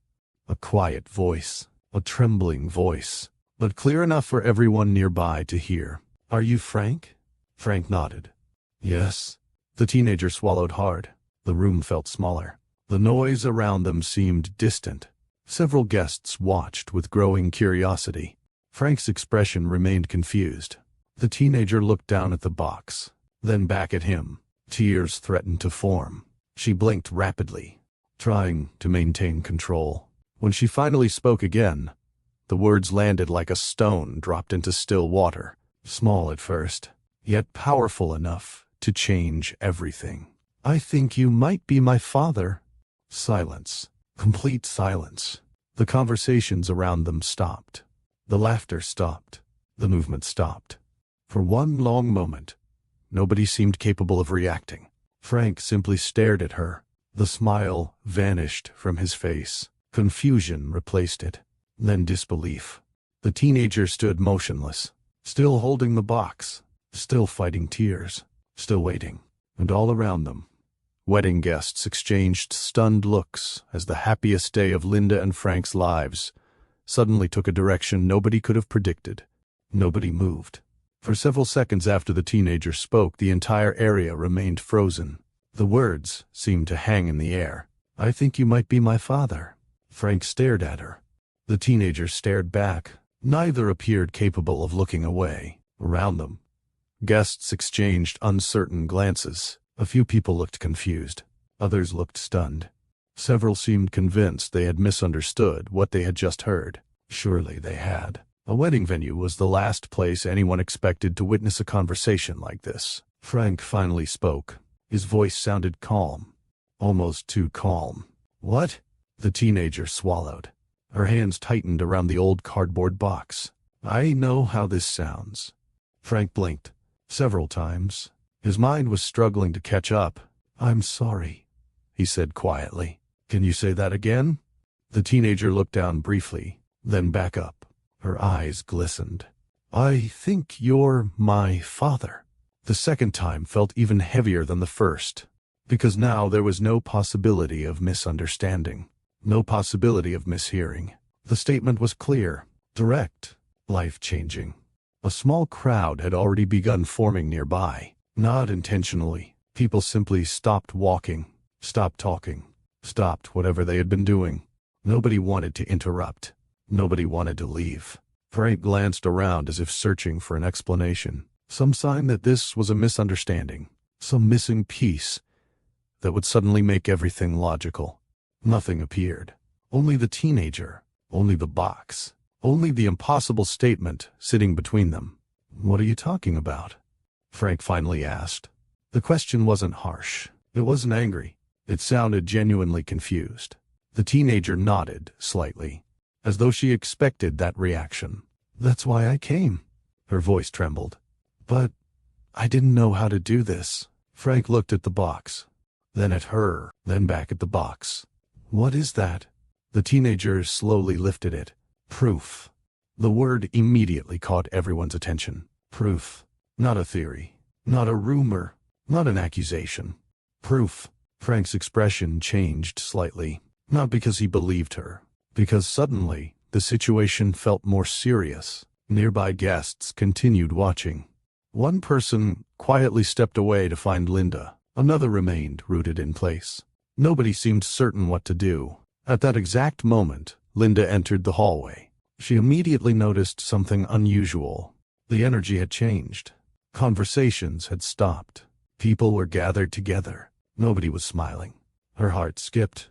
She moved forward quickly. "What happened?" Nobody answered immediately. Linda looked toward Frank, then toward the teenager, then toward the box. Confusion crossed her face. She stepped closer. "Frank?" Frank turned slowly. The expression on his face alarmed her immediately. She had never seen him look like that. Not frightened, not angry, simply overwhelmed. "What happened?" Linda asked again. Frank opened his mouth. No words came. The teenager looked toward Linda. For a moment, guilt flashed across her face. Then she lowered her eyes. "I didn't mean to interrupt your wedding." The statement made Linda stop. Completely. The teenager continued. "I really didn't." Now Linda felt her stomach tighten. The situation clearly wasn't ordinary. She moved beside Frank. Instinctively, naturally, the same way she always did when something felt wrong. "What is going on?" Frank looked at her, then spoke softly. "She says I might be her father." Silence. Linda stared. Not at Frank. At the teenager. The words didn't make sense. Not immediately. Her mind rejected them, the same way Frank's had. Because there had to be some explanation, some misunderstanding, some missing detail. Yet the teenager wasn't laughing, wasn't smiling, wasn't acting like someone playing a joke. She looked terrified, heartbroken, exhausted. Linda slowly looked at the box. "What's in there?" The teenager carefully set it down. For a moment, she simply stared at it, almost as if opening it would make everything even more real. Then she lifted the lid. Several people leaned forward. Inside sat photographs, letters, documents, folders, years of history contained inside one worn cardboard box. The teenager carefully removed a photograph first. Her hands shook. Frank noticed. So did Linda. This wasn't easy for her, not even a little. The teenager handed the photograph toward Frank. He accepted it slowly. The image showed two younger people standing together. Years younger. A different time. A different chapter of life. Frank's eyes widened. Recognition appeared immediately. Not recognition of the teenager. Recognition of someone else. Someone from long ago. Someone he hadn't thought about in years. The teenager saw the reaction. "You know her." Frank nodded slowly. The movement barely registered, yet it was enough. "Yes." His voice sounded distant, as though he were speaking from somewhere far away. Linda watched carefully. Frank continued staring at the photograph. Old memories were clearly returning. Memories he hadn't expected to revisit on his wedding day. The teenager removed another photograph, then another. Several showed Frank, younger. Different hairstyle, different clothes, different chapter of life. Others showed the woman. Some showed both of them together. The dates written on the backs matched the timeline the teenager had described. Guests exchanged increasingly uneasy looks. The atmosphere continued changing. The possibility was becoming harder to dismiss. The teenager then reached into the box again. This time, she removed several folded letters. "I found these after my mom got sick." Her voice softened. The mention of her mother immediately shifted the conversation. Frank looked up. "Sick?" The teenager nodded. The confidence she had been fighting to maintain began slipping. "My mom is very sick." The words came out quietly, painfully. No dramatic performance. No attempt to gain sympathy. Just truth. Raw truth. For the first time, Frank noticed how tired she looked. The exhaustion around her eyes. The stress she carried. The fear she was trying not to show. Linda noticed it too. The teenager continued. "A few months ago, things got worse." Nobody interrupted. Nobody wanted to. "My mom finally told me the truth." The room remained silent. The teenager looked down briefly, gathering herself, then continued. "She told me there was someone I needed to know about." Frank's grip tightened slightly around the photograph. The teenager noticed. "So I asked questions." Her eyes shifted toward the box. Lots of questions. Another photograph emerged. Then another document. Each piece seemed connected to the same story, the same timeline, the same possibility. The teenager carefully unfolded one letter. "My mom said she lost contact with you." Frank listened, motionless. Years earlier, before meeting Linda, before Brooklyn, before the redevelopment project, before everything that now defined his life, there had been another chapter, brief, long forgotten, or at least he thought it had been. The teenager continued speaking. She said she found out she was pregnant after you were gone. A sharp breath escaped someone standing nearby. Nobody commented. Nobody moved. The teenager's eyes filled with tears. She never told you. Frank closed his eyes briefly. Only for a second. Yet the weight of the statement landed heavily. 17 years. 17 years of not knowing. 17 years of birthdays. School events. Milestones. Questions. An entire life. The possibility alone felt overwhelming. Linda remained beside him. Quiet. Observing. Processing. Trying to understand the situation while supporting the man she loved. The teenager removed several official documents from the box. Medical paperwork. Records. Dates. Information connecting events together. None of it provided absolute certainty. Not yet. But each piece strengthened the possibility. Piece by piece. Year by year.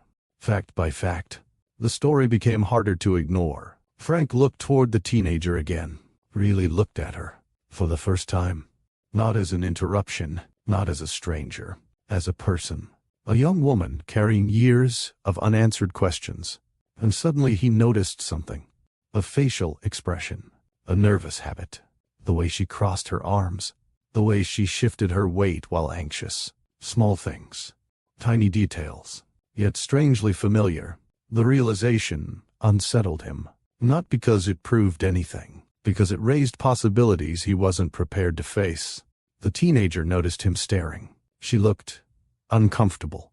I don't want anything from you. The statement surprised everyone. Frank blinked.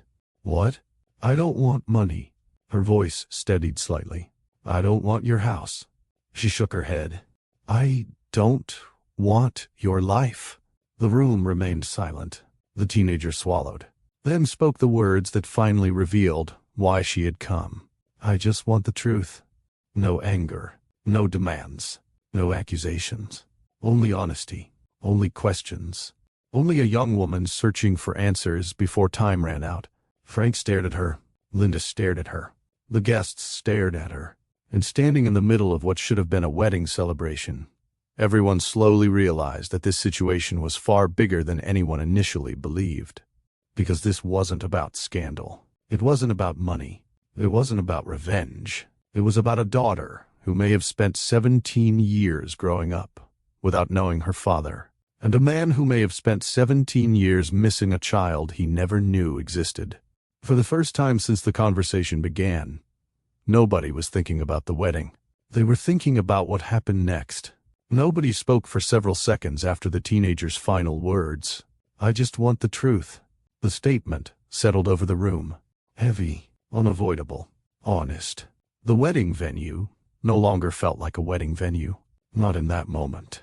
The decorations were still there. The flowers were still there. The music still played softly in the distance. Yet none of those things seemed important anymore. Everyone's attention remained fixed on the same place. Frank, Linda, the teenager, and the old cardboard box sitting between them. Frank lowered his eyes toward the photographs again. The images felt unreal. He recognized the woman from years earlier. He remembered conversations, memories, moments he hadn't thought about in a very long time. Not because they were painful, because life had moved forward. Years had passed. Careers had developed. Relationships had changed. Entire chapters had opened and closed. Yet now, those old memories were standing directly in front of him, in the form of a 17-year-old girl, searching for answers. Frank slowly exhaled. Then another breath. Then another. His mind was racing. Questions appeared faster than he could process them. Could this be true? Had he really never known? How could something this significant remain hidden for so long? What happened after they lost contact? Why now? Why today? And perhaps, most importantly, what should he do next? Linda watched him carefully. She knew Frank well enough to recognize when he was overwhelmed. Most people assumed Frank remained calm because nothing affected him. The truth was very different. Frank felt things deeply. He simply processed emotions internally. Right now, Linda could practically see the battle happening behind his eyes. The practical side of him wanted facts, evidence, verification, answers. The human side of him was staring at a teenager who looked frightened, exhausted, and hopeful, all at the same time. Neither side knew what to do. The teenager shifted uneasily. She suddenly looked uncomfortable, standing in front of so many people. The attention, the silence, the uncertainty, all of it was becoming overwhelming. I didn't want to do this in front of everyone. Her voice sounded smaller now, more vulnerable. I just didn't know how else to find you. Nobody criticized her. Nobody blamed her, because the truth was obvious. This situation wasn't easy for anyone, especially her. One of Linda's relatives finally spoke. Softly, carefully. I think everybody needs a minute. Several people immediately nodded. It was the first sensible thing anyone had heard in a while. Frank rubbed his forehead. Linda placed a hand gently on his arm. The simple gesture grounded him, at least a little. He looked toward her. Neither spoke. They didn't need to. Years together had created moments where entire conversations happened without words. This was one of those moments. Linda wasn't telling him what to do. She wasn't pushing him toward a decision. She was simply there, steady, supportive, present, the way she had always been. Eventually, Frank turned back toward the teenager. What exactly are you hoping for? The question wasn't confrontational. It sounded sincere. The teenager thought carefully before answering. I don't know. The honesty surprised people. Most expected a prepared response. Instead, she continued. My mom got sick. Her eyes lowered briefly. Really sick. The room remained quiet. The teenager took a slow breath. When she finally told me about you, I didn't know what to think. She looked toward Frank. For a while, I was angry. Frank didn't react. He understood that. The teenager continued. Then I got confused. A faint laugh escaped her. Not a happy laugh. The kind people make when life becomes complicated. I kept wondering why nobody told you. She paused.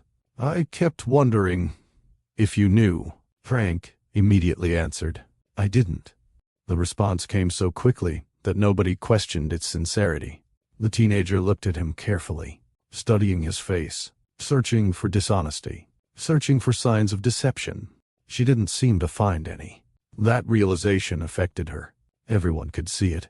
The possibility that Frank truly never knew had become more real. And somehow, that answer created both relief and sadness. Relief, because she wasn't rejected. Sadness, because 17 years could never be recovered. A long silence followed. Eventually, another family member spoke. What happens now? Nobody had an answer. The question lingered. Frank certainly didn't know. Linda didn't know. The teenager didn't know.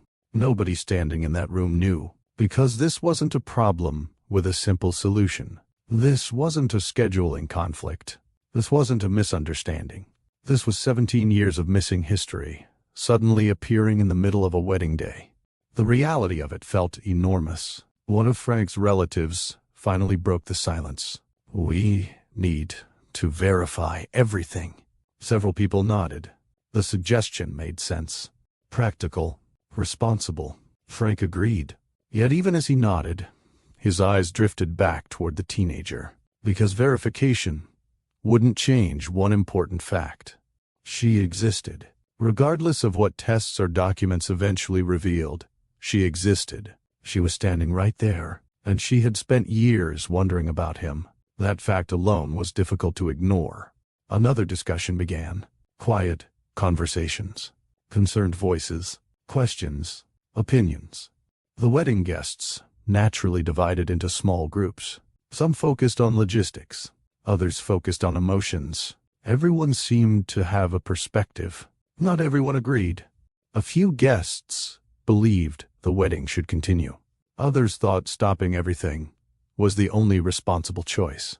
One relative argued that answers could wait until after the ceremony. Another immediately disagreed. How do you continue a wedding after this? Nobody had a convincing answer. The debate continued. Meanwhile, the teenager stood quietly near the wall, alone, watching, listening, looking increasingly uncomfortable. Linda noticed. Without hesitation, she walked over. The teenager looked surprised. For a moment, neither spoke. Then Linda offered a gentle smile. "You okay?" The teenager laughed softly. The question clearly felt impossible to answer. "Not really." Linda nodded. "Fair enough." The teenager looked down. "I'm sorry." "For what?" "This." She gestured toward the room. "The timing." Linda studied her face. The apology seemed genuine. Painfully genuine. "You didn't plan this." The teenager swallowed. "No." Linda believed her. The fear, the uncertainty, the exhaustion, none of it looked staged. This wasn't someone trying to cause trouble. This was someone carrying a burden that had finally become too heavy to carry alone. The realization changed something inside Linda.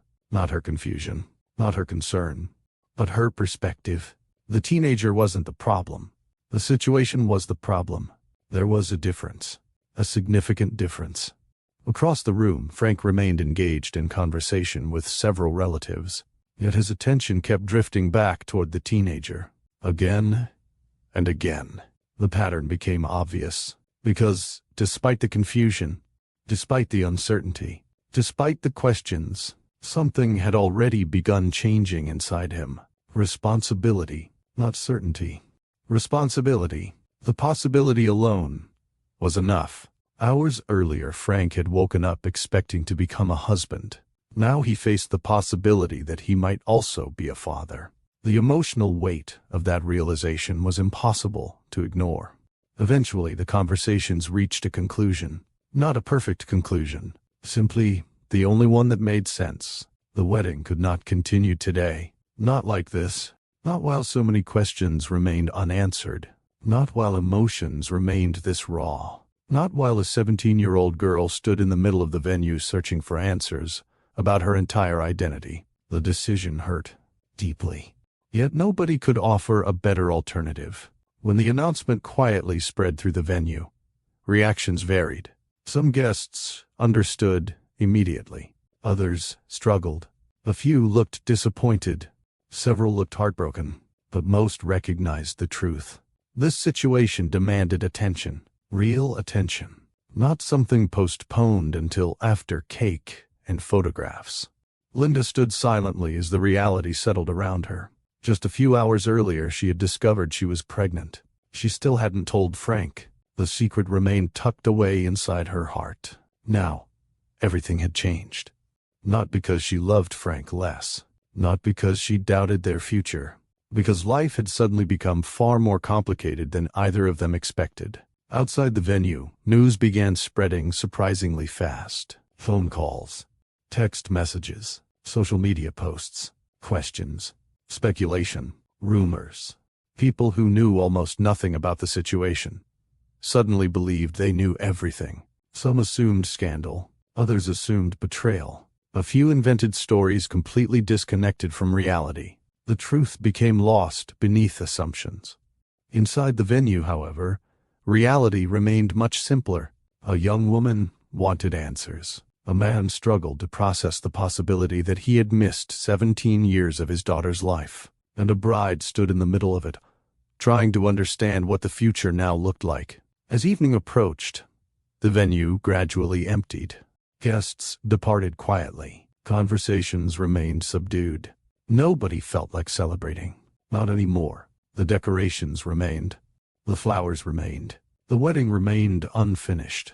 And standing near the entrance, Frank looked toward the teenager once more. Neither spoke. Yet both understood something important. Today was not the end of this story. It was the beginning. Because somewhere beyond the shock, beyond the confusion, beyond the unanswered questions, the truth was waiting. And whatever that truth turned out to be, it was about to change all of their lives forever. The weeks after the postponed wedding felt strange.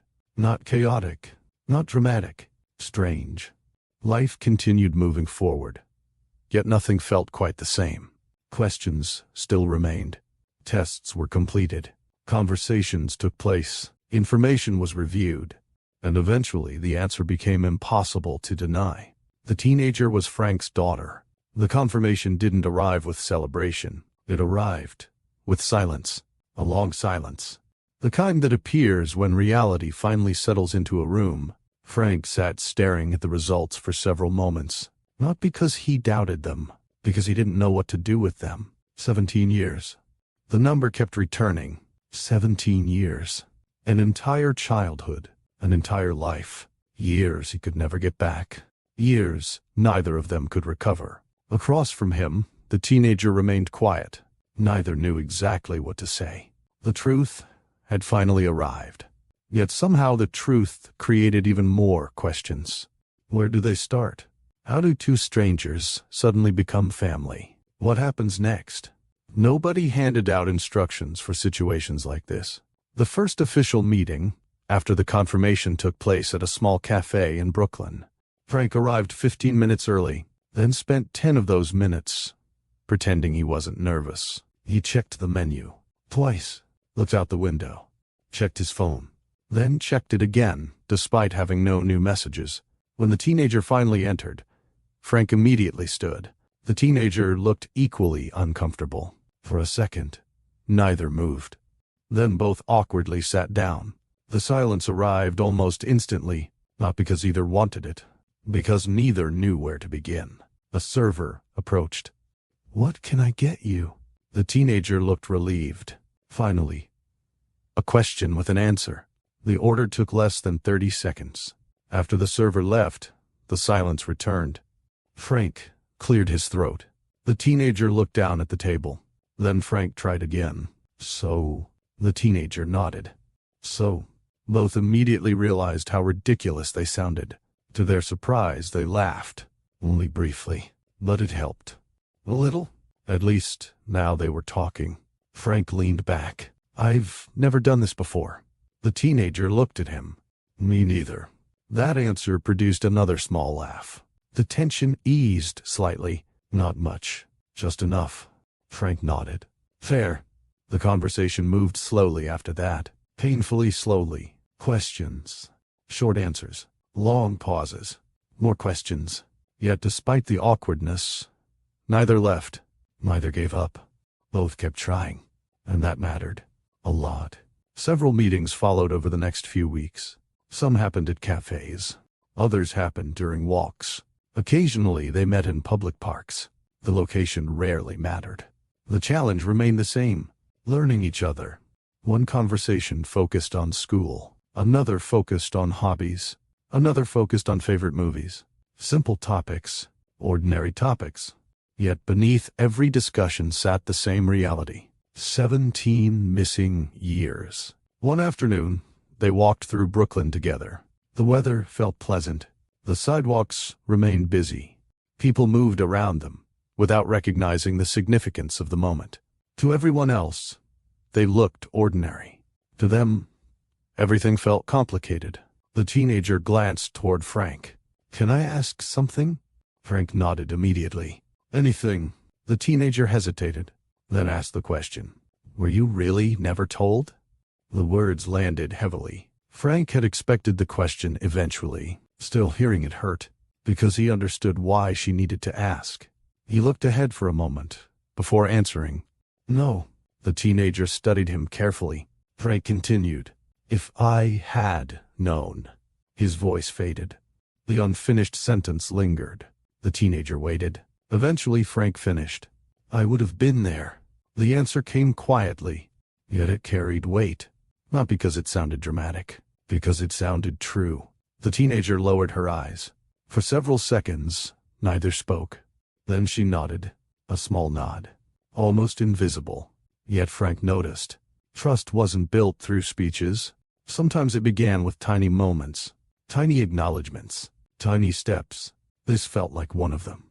Another meeting took place 2 weeks later. The conversation became more personal, painfully personal. The teenager spoke about growing up, school events, birthdays, moments when classmates discussed their fathers, questions she never knew how to answer. Frank listened carefully, never interrupting. never defending himself, simply listening.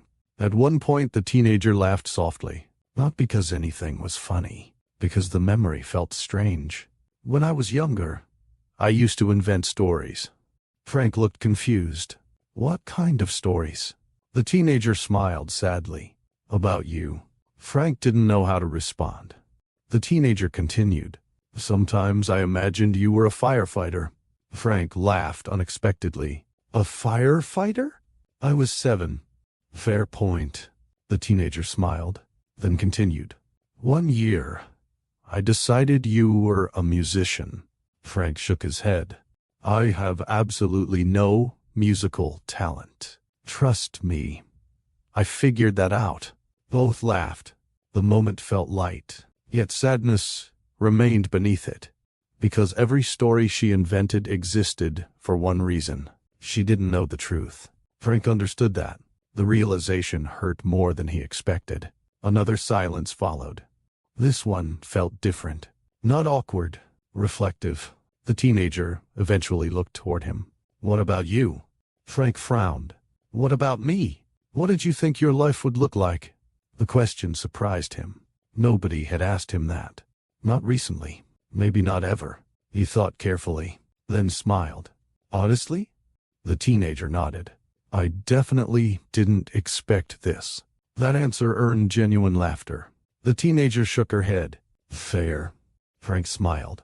Then his expression softened. But I'm glad you're here. The teenager looked away immediately. The words affected her more than she wanted to show. For a second, the emotional weight became visible. Then she quickly composed herself.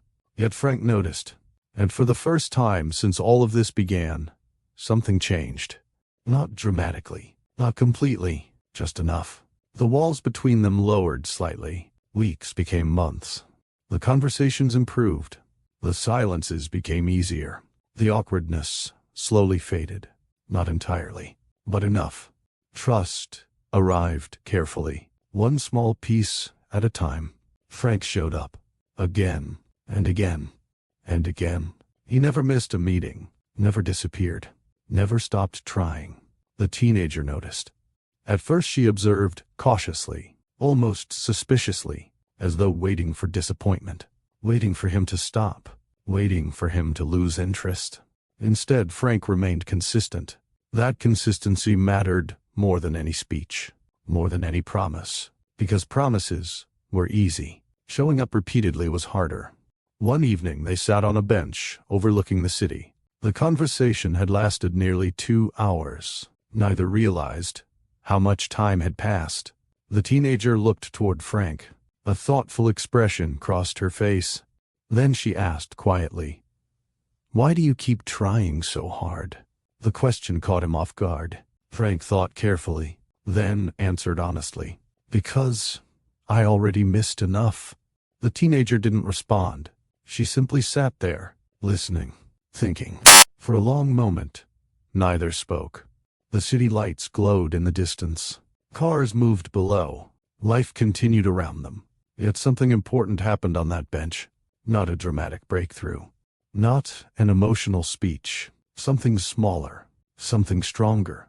The teenager finally stopped viewing Frank as a stranger. And Frank finally stopped viewing the teenager as a problem he needed to solve. For the first time they began seeing each other as family. Not fully, not completely, but enough for hope to grow. And sometimes hope is where every family begins. While Frank and the teenager were learning how to build a relationship, Linda was fighting a very different battle. Most people assumed her struggle was about the postponed wedding. Some believed it was about Frank's newly discovered daughter. Others assumed it was about public gossip. The truth was more complicated. It was all of those things, combined, layered together, arriving at the same time. And on top of everything else, Linda was pregnant. The secret she had planned to reveal on her wedding day no longer felt simple. That surprise had disappeared the moment life took an unexpected turn. A few days after the wedding was postponed, Linda finally told Frank about the pregnancy. The conversation happened quietly, at home. No photographers, no wedding guests, no interruptions, just the two of them. Frank had spent most of the evening staring out the window, thinking, processing, trying to make sense of everything. Linda watched him for a while. Then she finally spoke. "I need to tell you something." Frank turned. The seriousness in her voice immediately caught his attention. "What is it?" Linda took a slow breath. For a second, she almost laughed. Not because anything was funny, because she remembered how differently she imagined this moment. The wedding, the surprise, the excitement. None of it happened the way she planned. Yet the truth remained the same. She smiled softly. "I'm pregnant." For a moment, Frank simply stared. No reaction, no words, nothing. Linda recognized the expression immediately. The same expression she imagined months earlier. The exact one. Frank blinked, then blinked again. "Are you serious?" Linda laughed. The question arrived exactly on schedule. "Yes." Frank sat down slowly. The news hit him all at once. A daughter he never knew existed. A postponed wedding. And now, a baby on the way. All within the same period of time. He covered his face briefly, then laughed. Then looked emotional. Then laughed again. Linda watched the entire sequence unfold. It was almost identical to what she predicted. The moment wasn't perfect. It wasn't the wedding day surprise she imagined. Yet somehow it felt honest, and honest mattered more. As weeks passed, Linda's pregnancy became increasingly visible. Her body changed. Her energy shifted. Some days felt wonderful. Others felt exhausting. Certain foods suddenly became impossible to tolerate. Foods she once loved became enemies overnight. One afternoon she stared at a meal she normally enjoyed, then pushed the plate away. Frank looked confused. "I thought you liked that." "I did." "Past tense?" "Very past tense." Frank nodded slowly. "Pregnancy is fascinating." Linda pointed at him. "No." "What?" "Don't say fascinating." "Why not?" "Because you're not the one living it." Frank laughed. There. Despite the humor, the months weren't easy. Not because of the pregnancy itself, because of everything surrounding it. People talked. A lot. Friends, relatives, co-workers, neighbors. Everyone seemed to have an opinion. Some expressed concern. Others expressed judgment. Several questioned whether Linda should continue moving forward with the relationship. One conversation in particular stayed with her. A friend visited one afternoon. They sat together drinking tea. The discussion started normally. Work, family, daily life. Then the topic shifted, as it always seemed to. The friend looked concerned. "Can I ask something?" Linda nodded. "Sure. Are you okay?" The question sounded sincere. Linda appreciated that. "I think so." "You think so?" Linda sighed. "It's complicated."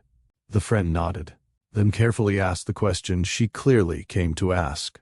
"Are you sure this is what you want?" Linda immediately understood. The relationship, the future, the uncertainty, all of it. "What do you mean?" The friend hesitated, then continued. "Everything changed." Linda remained quiet. The friend pressed forward. "You were supposed to get married." "I know. Now there's another child involved." "I know." The friend leaned forward. "Linda, that's a lot." The concern was genuine. Nobody could deny that. Yet Linda found herself growing defensive.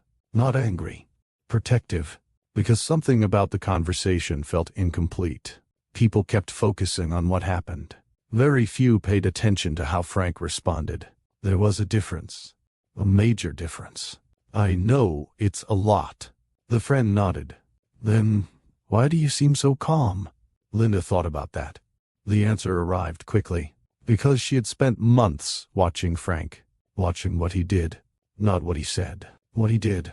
The distinction mattered. "He didn't run." The friend frowned. "What?" "He didn't run." Linda repeated the statement carefully. "He could have." The friend remained silent. Linda continued. "Nobody would have blamed him for needing time." The friend nodded reluctantly. That part was true. This situation appeared out of nowhere. "Exactly." Linda leaned back. Yet he stayed. The friend listened. He showed up. Linda's voice softened. He keeps showing up. The room became quiet, because that was the part many people missed. The easy choice would have been avoidance, distance, excuses. Instead, Frank kept showing up, again and again and again, not because it was convenient, because he believed it was the right thing to do. The realization stayed with Linda, especially on difficult days. And there were difficult days, plenty of them. Some nights she lay awake worrying about the future. The wedding date remained uncertain. Nobody knew when the ceremony would happen. Nobody knew how long the adjustment process would take. Nobody knew what their family would eventually look like. The uncertainty occasionally felt overwhelming. One evening, Linda sat alone in the living room. The apartment felt unusually quiet. Rain tapped softly against the windows. She rested a hand against her stomach. Lost in thought, questions moved through her mind. Would everything work out? Would the relationship survive this? Would the teenager eventually trust Frank? Would their child grow up in a stable family? Would they ever have the wedding they planned? The questions kept coming. None offered easy answers. For a brief moment, fear appeared. Not panic, fear. The natural fear that comes when life refuses to follow the plan. Then the front door opened.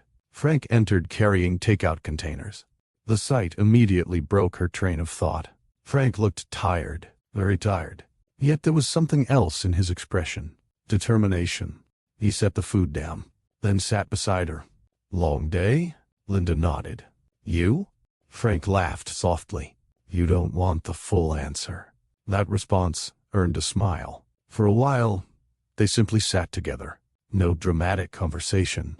No life-changing speech. Just quiet companionship. Sometimes those moments mattered most. Eventually, Frank rested a hand gently against Linda's stomach. A smile appeared. Small. Genuine. Linda watched him. Then found herself watching something else. The changes happening inside him. Months earlier, Frank measured success through projects, deadlines, professional achievements. Now something had shifted. Responsibility had expanded. His priorities were changing. And every day, she watched it happen. That observation strengthened her confidence. Not because everything was perfect, because perfection was never the goal. Character mattered more. Consistency mattered more. Effort mattered more. One afternoon, several weeks later, Linda watched from a distance as Frank met with the teenager again. The conversation appeared ordinary.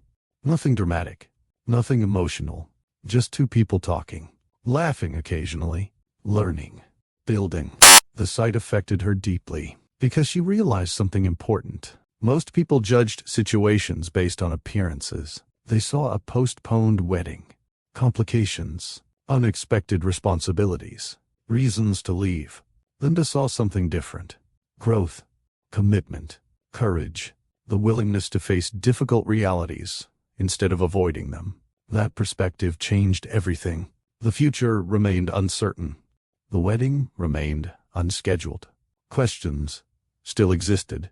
Yet each day, Linda felt more confident in one thing. Not the plan, not the timeline, not the outcome. Frank. Because every challenge life placed in front of him revealed another part of his character. And the more she watched, the more convinced she became that the man she planned to marry was becoming exactly the father both children needed, even if none of them knew what came next. By the time autumn began giving way to winter, life had settled into a routine nobody could have predicted a year earlier. Not an easy routine, not a perfect routine, but a routine nonetheless. Frank divided his time between work, Linda, and the teenager. Linda continued preparing for motherhood. The teenager continued adjusting to a reality she never expected. Each of them carried questions. Each of them carried hopes. Each of them carried fears. Yet little by little they kept moving forward, one day at a time, one conversation at a time, one small step at a time. Still, beneath Frank's steady exterior, something continued bothering him. A fear he rarely discussed. A fear he couldn't solve with planning. A fear he couldn't organize into neat categories. Because some problems don't respond to logic. Some problems live in the heart. And this was one of them. The realization became impossible to ignore one evening. The city lights glowed beyond the apartment windows. Dinner dishes sat forgotten on the kitchen table. Linda rested comfortably on the couch.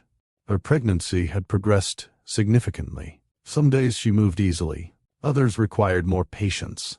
Tonight happened to be somewhere in between. Frank stood near the window, staring outside. Quiet. Too quiet. Linda noticed immediately. She had known him long enough to recognize the signs. Whenever something weighed heavily on him, he became still, not distant. Still, his mind would retreat inward, searching, analyzing, trying to understand emotions that didn't always fit neatly into words. For several minutes, she watched him. Eventually she spoke. "You've been standing there for a while." Frank glanced over. "I know. Something wrong?" Frank hesitated. That hesitation alone answered the question. Linda smiled gently. "Come sit down." Frank obeyed. Not because he wanted to talk. Because he knew she wasn't going to let the subject disappear. A few moments passed. Neither rushed the conversation. Finally, Linda spoke again. "What is it?" Frank looked down at his hands. Then back up. Then down again. The movement reminded Linda of the younger version of Frank she met years earlier. The version that struggled to express complicated emotions. The version that preferred solutions over vulnerability. The version that hated feeling uncertain. When he finally spoke, his voice sounded quieter than usual. "I think I'm failing." Linda frowned immediately. "At what?" Frank laughed softly, a humorless laugh. "That's the problem." The answer confused her. Frank rubbed the back of his neck, then continued. "Everything." Linda stared. "Frank, I'm serious." "No, you're overwhelmed." He shook his head. The disagreement arrived instantly, yet Linda remained patient. She knew there was more. Eventually, Frank continued. "I keep thinking about all the years I missed." The words came slowly, carefully, as though he had been carrying them for months. Linda listened. Frank looked toward the floor. "I wasn't there." The statement lingered. Neither rushed past it, because it mattered. A lot. "I wasn't there for birthdays." Linda remained silent. "I wasn't there for school events."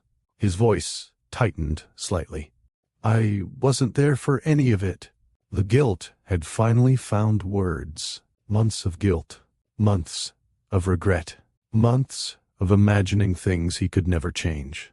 Linda understood immediately. She had seen pieces of it before. Now, she was seeing the full weight. Frank continued. "No matter how hard I try now, those years are gone." The room became very quiet. Outside, traffic continued moving through the city. Inside, the conversation slowed. Frank leaned forward. Frustration filled his expression. Not frustration with anyone else, with himself. "Sometimes I look at her and all I see is everything I missed." Linda's heart hurt hearing that, because she knew he wasn't blaming the teenager, or her mother, or fate. He was simply grieving something that could never be recovered. Frank swallowed hard. Then another confession emerged. One he clearly hadn't planned to share. "What if she never really accepts me?" The question sounded almost childlike, raw, honest. Fear stripped away all the usual defenses. Linda remained quiet, allowing him to continue. Frank laughed again, this time more bitterly. "What if she decides I'm too late?" The words hung in the air, painfully. "What if she eventually realizes she doesn't need me?" Linda immediately shook her head. But Frank wasn't finished. "What if I spend years trying and it never matters?" There it was, the real fear, not failure, rejection. The possibility that effort might not be enough. The possibility that 17 missing years had created a gap too wide to bridge. Linda moved closer, not dramatically, not theatrically, simply closer. The way people do when someone they love is hurting. Frank looked exhausted, emotionally exhausted. The kind of exhaustion sleep doesn't fix. For several seconds, neither spoke. Then, Linda finally answered. "Can I tell you something?" Frank nodded. She smiled softly. "You're looking at this the wrong way." The response surprised him. Immediately, Frank frowned. "What do you mean?" Linda folded her hands together, then carefully chose her words. "Because some conversations deserve precision. You keep talking about what you missed." Frank remained silent. Linda continued. "And you're right." Her voice stayed gentle. "You missed a lot." Frank looked away. The truth hurt, even when spoken kindly. Linda didn't avoid it. She acknowledged it. Then she kept going. "But that's not the whole story." Frank slowly turned back toward her. Linda smiled. "You know what I've been watching these past few months?" Frank shook his head. That answer caught him off guard. Linda continued. "I watched you show up." Frank listened. "I watched you make time." She paused. "I watched you ask questions." Another pause. "I watched you listen." Frank remained silent. The words were affecting him. Linda could see it. "I watched you stay when staying would have been harder than leaving." The room grew quiet again. Not uncomfortable, reflective. Linda leaned back slightly, then delivered the thought that had been growing inside her for months. Being late isn't the same thing as not caring. Frank froze. The sentence hit harder than she expected, because deep down, it challenged the belief he had been carrying. The belief that everything was already ruined. Linda continued. "Would it have been better if you knew 17 years ago?" Frank nodded immediately. "Of course. Absolutely." Linda agreed. "No question." Then her voice softened. "But that's not the choice you were given." The statement landed heavily. Because it was true. Painfully true. Nobody could change the past. Nobody could rewrite history. Nobody could recover lost years. Those options didn't exist. Linda looked directly at him. "The only choice you have is what you do now." Frank stared, listening carefully. Every word mattered. Linda gestured gently. "And look at what you're doing." Frank didn't respond. Linda continued. "You're trying." Another pause. "Every day." Another pause. "You don't disappear when things get difficult." Another pause. "You don't make excuses." Another pause. "You don't avoid responsibility." The emotion in Frank's face began shifting. Slowly, almost imperceptibly. Linda noticed, so she kept going. "You're not becoming a father because it's easy." His eyes lowered. "You've become one because it's right." Silence. Complete silence. The kind that follows truth. Not because nobody has anything to say. Because everyone is absorbing what was said. Frank sat motionless. The fear hadn't disappeared. The regret hadn't disappeared. Yet something else was happening. Perspective. For months he had focused entirely on what was missing. Now he was finally seeing what remained possible. A future. Not the future he originally imagined, but a future nonetheless. Linda reached for his hand. He immediately squeezed hers. A small gesture, yet it carried enormous meaning. Finally Frank spoke. His voice sounded different, lighter. Not healed. Not completely, but lighter. "You really believe that?" Linda smiled, without hesitation. "Yes." The answer arrived instantly, because she meant it. Completely. Frank looked down, then laughed quietly. Not from sadness this time. Relief. A little relief. The first genuine relief he had felt in months. He shook his head. "You always do this." Linda raised an eyebrow. "Do what?" "You make things sound simpler." Linda laughed. "That's because sometimes they are simpler." Frank smiled. Then for the first time in a long while, the burden on his shoulders seemed smaller. Not gone.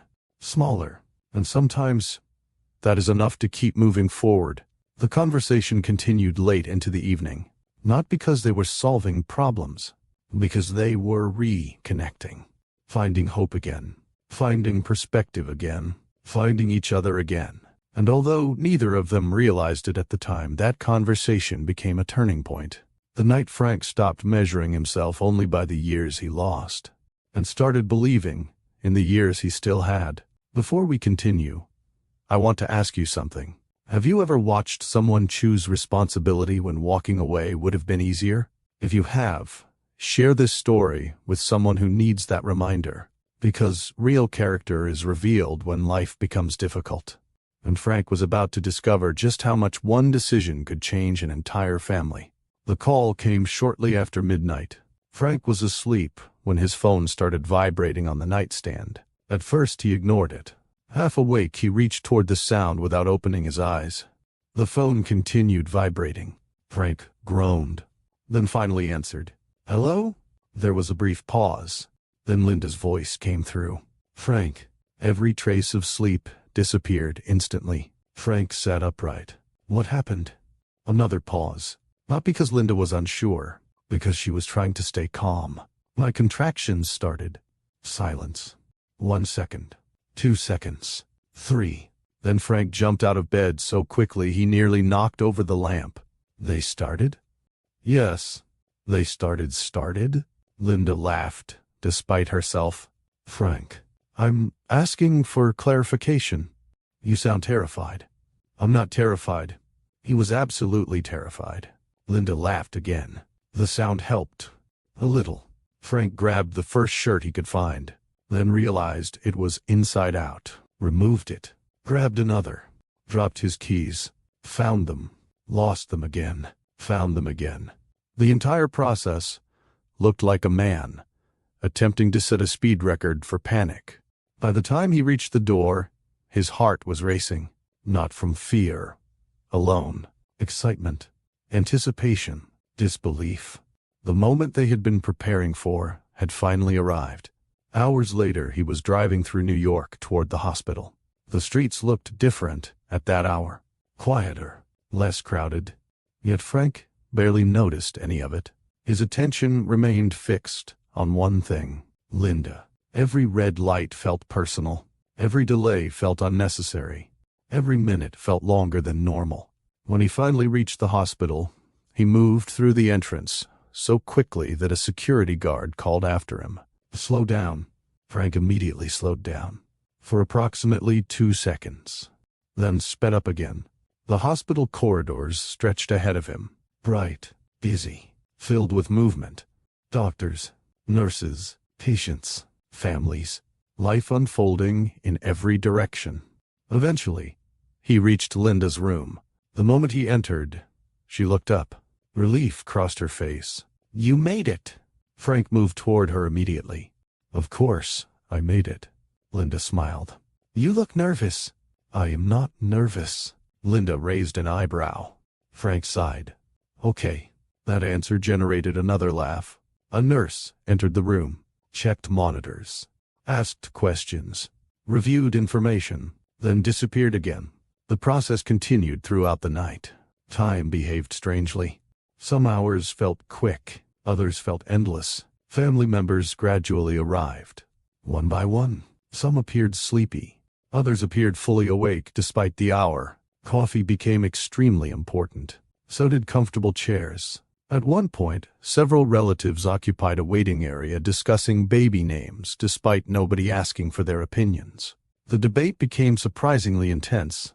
Frank wisely refused involvement. He had learned long ago that family discussions about names often produced more energy than actual political debates. Linda remained inside the room, focused, determined, strong. Every nurse who entered seemed impressed. Frank was impressed too, though he wisely kept most observations to himself. One contraction eventually arrived while he was speaking. Linda immediately grabbed his hand. Hard, very hard. Frank's expression changed instantly. The contraction passed. Linda released her grip. Frank slowly examined his hand. "I think my fingers moved." Linda laughed. The nurse laughed. Even Frank laughed. Humor became important throughout the night, not because anyone forgot the seriousness of the situation, because humor helped people breathe, helped people relax. helped people remember that joy existed alongside anxiety. As morning approached, more relatives arrived. The waiting area grew crowded. Conversations came and went. People checked their phones, shared updates, offered encouragement. Everyone understood the significance of the day. A new life was about to enter the world. That realization created excitement throughout the family. Yet another person eventually arrived. Someone who paused near the entrance before entering. Someone who still occasionally felt uncertain about her place within all of this. The teenager. She stood quietly for a moment, watching, observing, taking everything in. A family member noticed her first, immediately smiling. "Hey," the teenager smiled back. "Hi." The greeting felt natural, comfortable, a small detail. Yet months earlier, it would have felt impossible. The teenager slowly entered the waiting area. Several people welcomed her. Not awkwardly, not cautiously, naturally, like someone who belonged there. The realization affected her more than she expected. She tried not to show it, but the feeling remained. Frank eventually spotted her from across the room. Their eyes met. A brief smile passed between them. Simple, yet meaningful. No complicated conversation was necessary. The smile said enough. The teenager walked over. "How's Linda?" Frank looked toward the room. "Strong." The teenager nodded. They stood beside each other for a moment, neither speaking. The silence felt comfortable now, a major difference from their earliest conversations. Months earlier, they struggled to find words. Now silence no longer felt threatening. It simply felt normal. Family has a way of creating that. As the hours continued passing, Frank found himself pulled between emotions. Excitement for the baby, concern for Linda, protectiveness toward the teenager, hope, fear, gratitude. Everything seemed to exist at once. One moment, he sat beside Linda holding her hand. The next, he stood in the hallway, answering questions. Then he checked on relatives. Then returned to Linda again. His mind never rested. Yet despite the exhaustion, something inside him felt peaceful. Not because everything was easy, because for the first time in a very long while, everyone he cared about was moving toward the same future, together. Eventually the doctor entered. The atmosphere changed immediately. The room grew quieter. The conversation became more focused. The moment everyone had been waiting for was approaching. Frank took a deep breath, then another. His heart pounded. Linda looked toward him. Their eyes met. Neither spoke. Words weren't necessary. Months of uncertainty, months of adjustment, months of growth. All of it had led here. The long night was almost over, and a new chapter of their lives was about to begin. The room felt different now. Not louder, not quieter, different.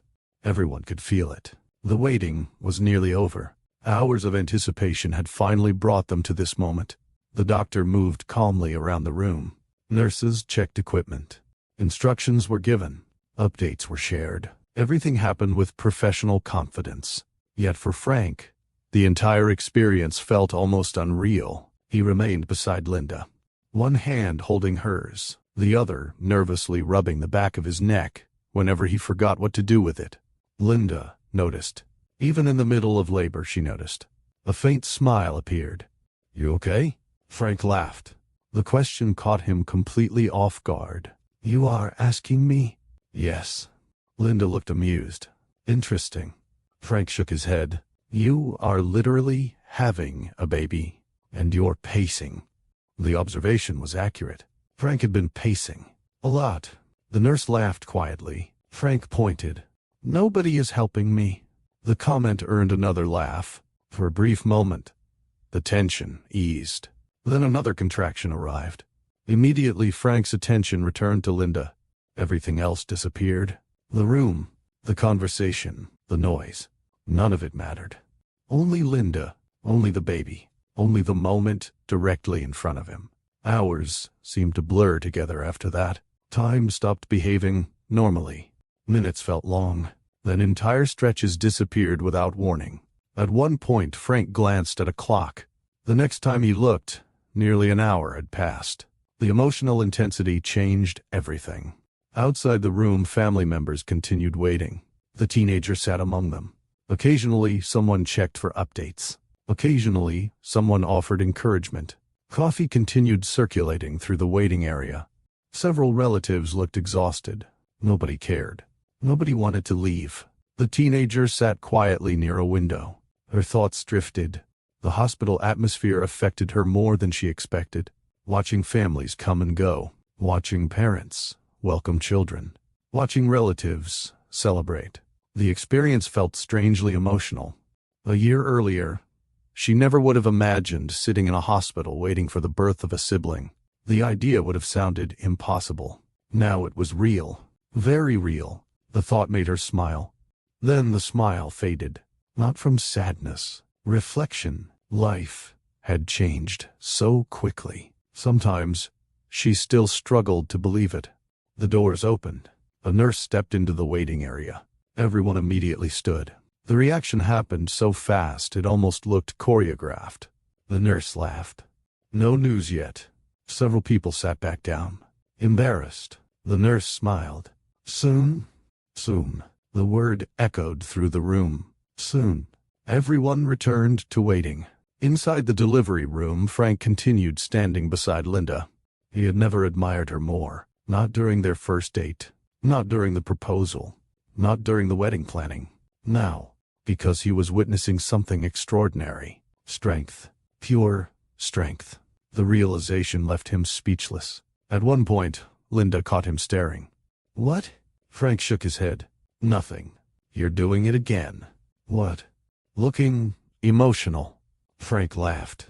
I'm trying not to. That answer made Linda smile. Then another contraction interrupted the moment. The doctor stepped closer. The room shifted. The final stage had arrived. Everything suddenly moved faster. Instructions. Movement. Focus. The atmosphere changed. Frank's pulse accelerated immediately. The anticipation became almost unbearable. This was it. The moment they had been waiting for. The moment they had imagined. The moment that would change everything forever. Frank squeezed Linda's hand. Linda squeezed back. Then suddenly, a cry. Sharp. Strong. Beautiful. The sound cut through the room. For 1 second, nobody moved. Nobody spoke. The cry came again, and everything changed. The baby had arrived. Frank's breath caught. The doctor smiled. A nurse laughed. Linda immediately started crying. Not dramatic crying. Relieved crying. Happy crying. The kind of tears that appear when months of anticipation finally become reality. Frank stood frozen. Completely frozen. His brain seemed unable to process what was happening. The baby moved. The baby cried again. The baby existed. Not an idea. Not a plan. Not a future event. A real child. Right here. Right now. The emotional weight hit him all at once. His eyes filled immediately. He blinked. The tears remained. The nurse looked at him. Congratulations. Frank nodded. Then laughed. Then cried. Then laughed again. The emotional sequence made absolutely no sense. Yet nobody judged him. The room was filled with similar reactions. A short time later, the baby was placed carefully into his arms. The moment felt almost sacred. Frank stared downward. The tiny face, the tiny fingers, the tiny movements. Everything seemed impossibly small and impossibly important. His hands trembled. Not from fear, from emotion. Pure emotion. Months of uncertainty. Months of growth. Months of learning. All of it had led here. Frank swallowed hard. His eyes never left the baby. A quiet laugh escaped him. Then another tear followed. Across the room, Linda watched. Exhausted, emotional, happy, the sight filled her heart. Because she knew exactly what she was seeing. Not just a father holding a child. A man transformed by responsibility. A man transformed by love. A man transformed by circumstances he never expected. Outside, news finally reached the waiting area. The baby had arrived. Celebration erupted immediately. Relatives hugged each other. Several people cried. Others laughed. The teenager remained seated for a moment. a smile slowly appearing. Then she stood, not rushing, not pushing forward, simply taking in the moment. A family member touched her shoulder. "You coming?" The teenager nodded. "Yeah." A few minutes later, family members gradually entered. The room filled with warmth, smiles, tears, quiet conversations. Everyone wanted a glimpse of the newest family member. Everyone wanted to share the moment. The teenager entered last. She paused near the doorway, not because she felt unwelcome, because the scene affected her. Linda, resting in bed, Frank holding the baby, relatives gathered nearby. The image felt beautiful, complete. For a moment, she simply watched. Nobody interrupted her. Nobody rushed her. The silence allowed her to absorb everything. Frank eventually looked up. Their eyes met. The teenager smiled. Frank smiled back. Then he looked down at the baby, then back at her. The movement seemed small, yet it carried meaning, a lot of meaning. The teenager slowly stepped forward, closer, then closer still, until she stood only a few feet away. Frank looked at her again. The room grew quiet. Not intentionally, it simply happened, because everyone sensed something important. The teenager stared at the baby, then at Frank. Emotion filled her face. Months earlier she arrived carrying questions. Months earlier, she stood inside a wedding venue holding a box. Months earlier she wasn't sure where she belonged. Now she knew. Not perfectly, not completely, but enough. Enough to understand what this family had become. Enough to understand what Frank had become. For a second, she struggled to speak. The emotion caught in her throat. She looked away, then looked back. Finally the words emerged, softly, almost as a whisper. "Dad." Silence. Complete silence. Frank froze. The word hit him harder than anything else that day. Harder than the hospital. Harder than the birth. Harder than the months of uncertainty. Dad. Not Frank. Not a title spoken out of obligation. Dad. The room disappeared. The noise disappeared. Everything disappeared. Except that single word.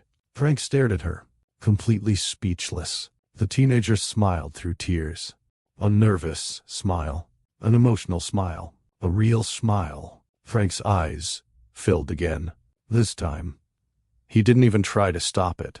Tears rolled freely down his face. He looked at the newborn, then at the teenager, then back again. And suddenly the full reality struck him. The day that seemed destined to ruin everything had actually given him more than he ever imagined. One child he expected. One child he never knew existed. Both standing in his life at the same time. Both changing him forever. Linda watched the exchange.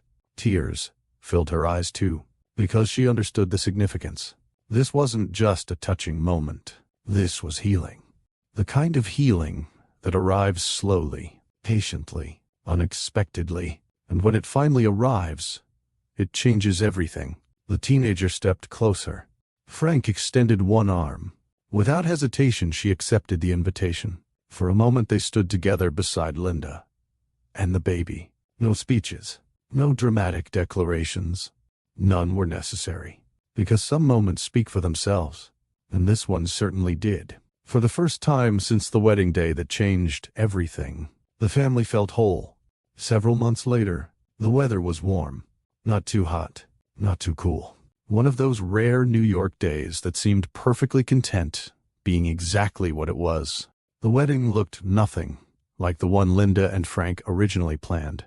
The guest list was smaller. The decorations were simpler. The schedule was shorter. There was no massive production.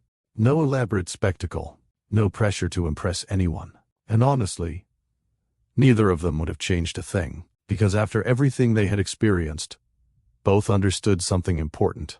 The wedding was never the most important part. The marriage was, the family was, the commitment was. That realization changed everything.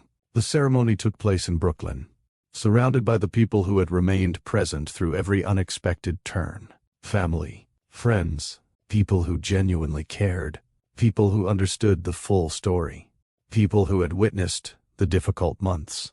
People who had watched relationships grow stronger instead of falling apart. The atmosphere felt different from the first wedding day. Calmer, warmer, more meaningful. There were fewer distractions, fewer expectations, more gratitude, more perspective, more appreciation for the simple fact that everyone had made it to this moment together. Linda stood quietly in a preparation room. A mirror reflected her smile. Not the nervous smile from months earlier, a peaceful one. The kind that comes from knowing exactly where you belong. She looked down briefly, then laughed. A familiar voice had interrupted her thoughts. The baby. Even from another room, she could recognize the sound instantly. Motherhood had changed her. Not completely. She was still Linda, still warm, still determined, still capable of making an entire room laugh. Yet something inside her felt deeper now, stronger. Life had expanded, and she loved it. A gentle knock interrupted her thoughts. The door opened. Frank stepped inside. Immediately, Linda pointed toward him. "You are not supposed to be here." Frank raised both hands. "I know." "Then why are you here?" "I wanted to see you." Linda shook her head. "That's not how this works." Frank smiled. "I think we've earned the right to bend a few rules." Linda tried to look annoyed. The attempt lasted approximately 3 seconds. Then she laughed. Frank stepped closer. For a moment, neither spoke. They simply looked at each other, remembering the first argument, the community meetings, the first date, the proposal, the postponed wedding, the months of uncertainty, the hospital, the baby, everything. Frank smiled softly. "You look beautiful." Linda's expression immediately changed. The compliment affected her more than she expected, even after all these years. "Thank you." Frank nodded, then laughed quietly. "What?" Linda narrowed her eyes. "You look emotional." Frank pointed at her. "Don't start." "I'm serious." Frank shook his head. "Today is not the day for that conversation." Linda laughed. The sound filled the room. Comfortable. Familiar. Home. A few minutes later, the ceremony began. Guests took their seats. Conversations quieted. The atmosphere settled. No dramatic music. No extravagant entrance. No unnecessary performance. Just people gathering to celebrate love. The kind of love that survives real life. Frank stood waiting. His heart pounded. Not from nerves. From gratitude? Months earlier, he wasn't sure how any of this would end. Now he knew. Not because life became perfect. Because they kept choosing each other. Again. And again. Then Linda appeared. The moment immediately captured everyone's attention. Frank smiled. A genuine smile. The kind that reaches a person's eyes before they realize it. Linda smiled back. And just like that, every difficult chapter felt worth it. The ceremony continued. Simple, beautiful, meaningful. The officiant spoke about commitment, patience, family, growth. The words carried extra weight because everyone present had watched those lessons unfold in real life. Eventually, the vows began. Frank spoke first. His voice remained steady, mostly. A few emotional moments slipped through. Nobody minded. In fact, several people seemed equally emotional. Frank looked directly at Linda, then spoke from the heart. Not from notes, not from a script, from experience. He spoke about partnership, trust, showing up, choosing love, even when life becomes complicated. Linda listened carefully. Tears appeared before he finished. When her turn arrived, she laughed softly. The reaction immediately spread through the audience. Everyone recognized it. Linda always laughed when emotions became overwhelming. Then she spoke. She talked about faith, patience, second chances, the importance of standing beside people during difficult seasons, not only during easy ones. Her words touched everyone present, especially Frank, because he knew she meant every single word. The vows ended. The rings were exchanged. This time nobody lost them. That detail alone generated laughter. Even the officiant laughed. The mood felt light, joyful, real. Then came one of the most meaningful moments of the day. The teenager stood nearby, not hidden in the crowd, not sitting among distant guests. Beside them, exactly where she belonged. Months earlier, she arrived carrying a cardboard box and a lifetime of questions. Now she stood surrounded by people who considered her family. The transformation felt remarkable, not because life suddenly became easy, because people chose honesty, patience, effort, the things that truly build relationships. Frank glanced toward her briefly. The teenager smiled. The simple exchange carried enormous meaning.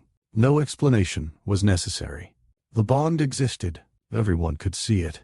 A short time later, the officiant smiled. "It is my honor to pronounce you husband and wife." Applause erupted instantly. Cheers followed. Laughter filled the air. The ceremony ended exactly the way it should have, with joy.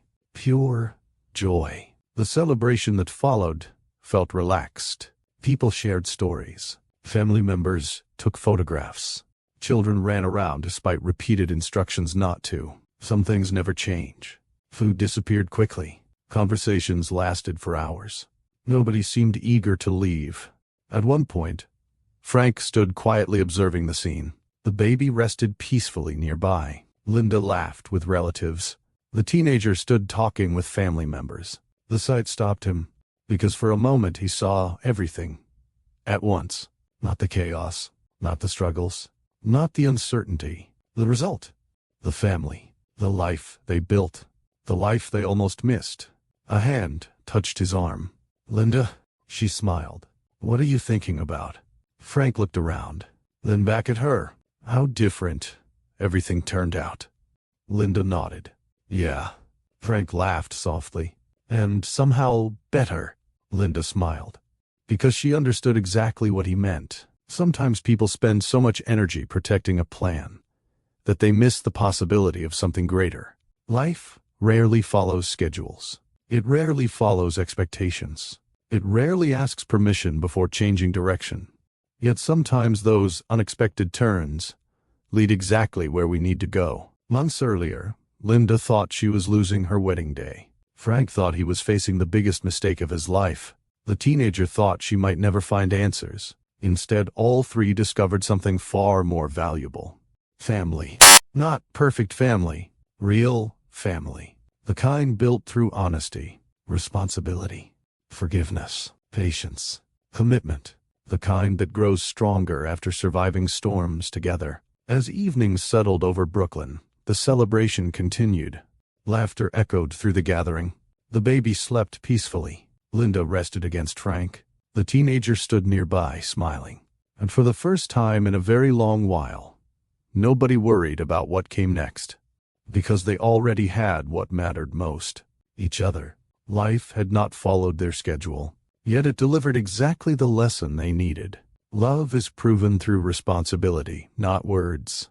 Family is built through commitment, not perfection.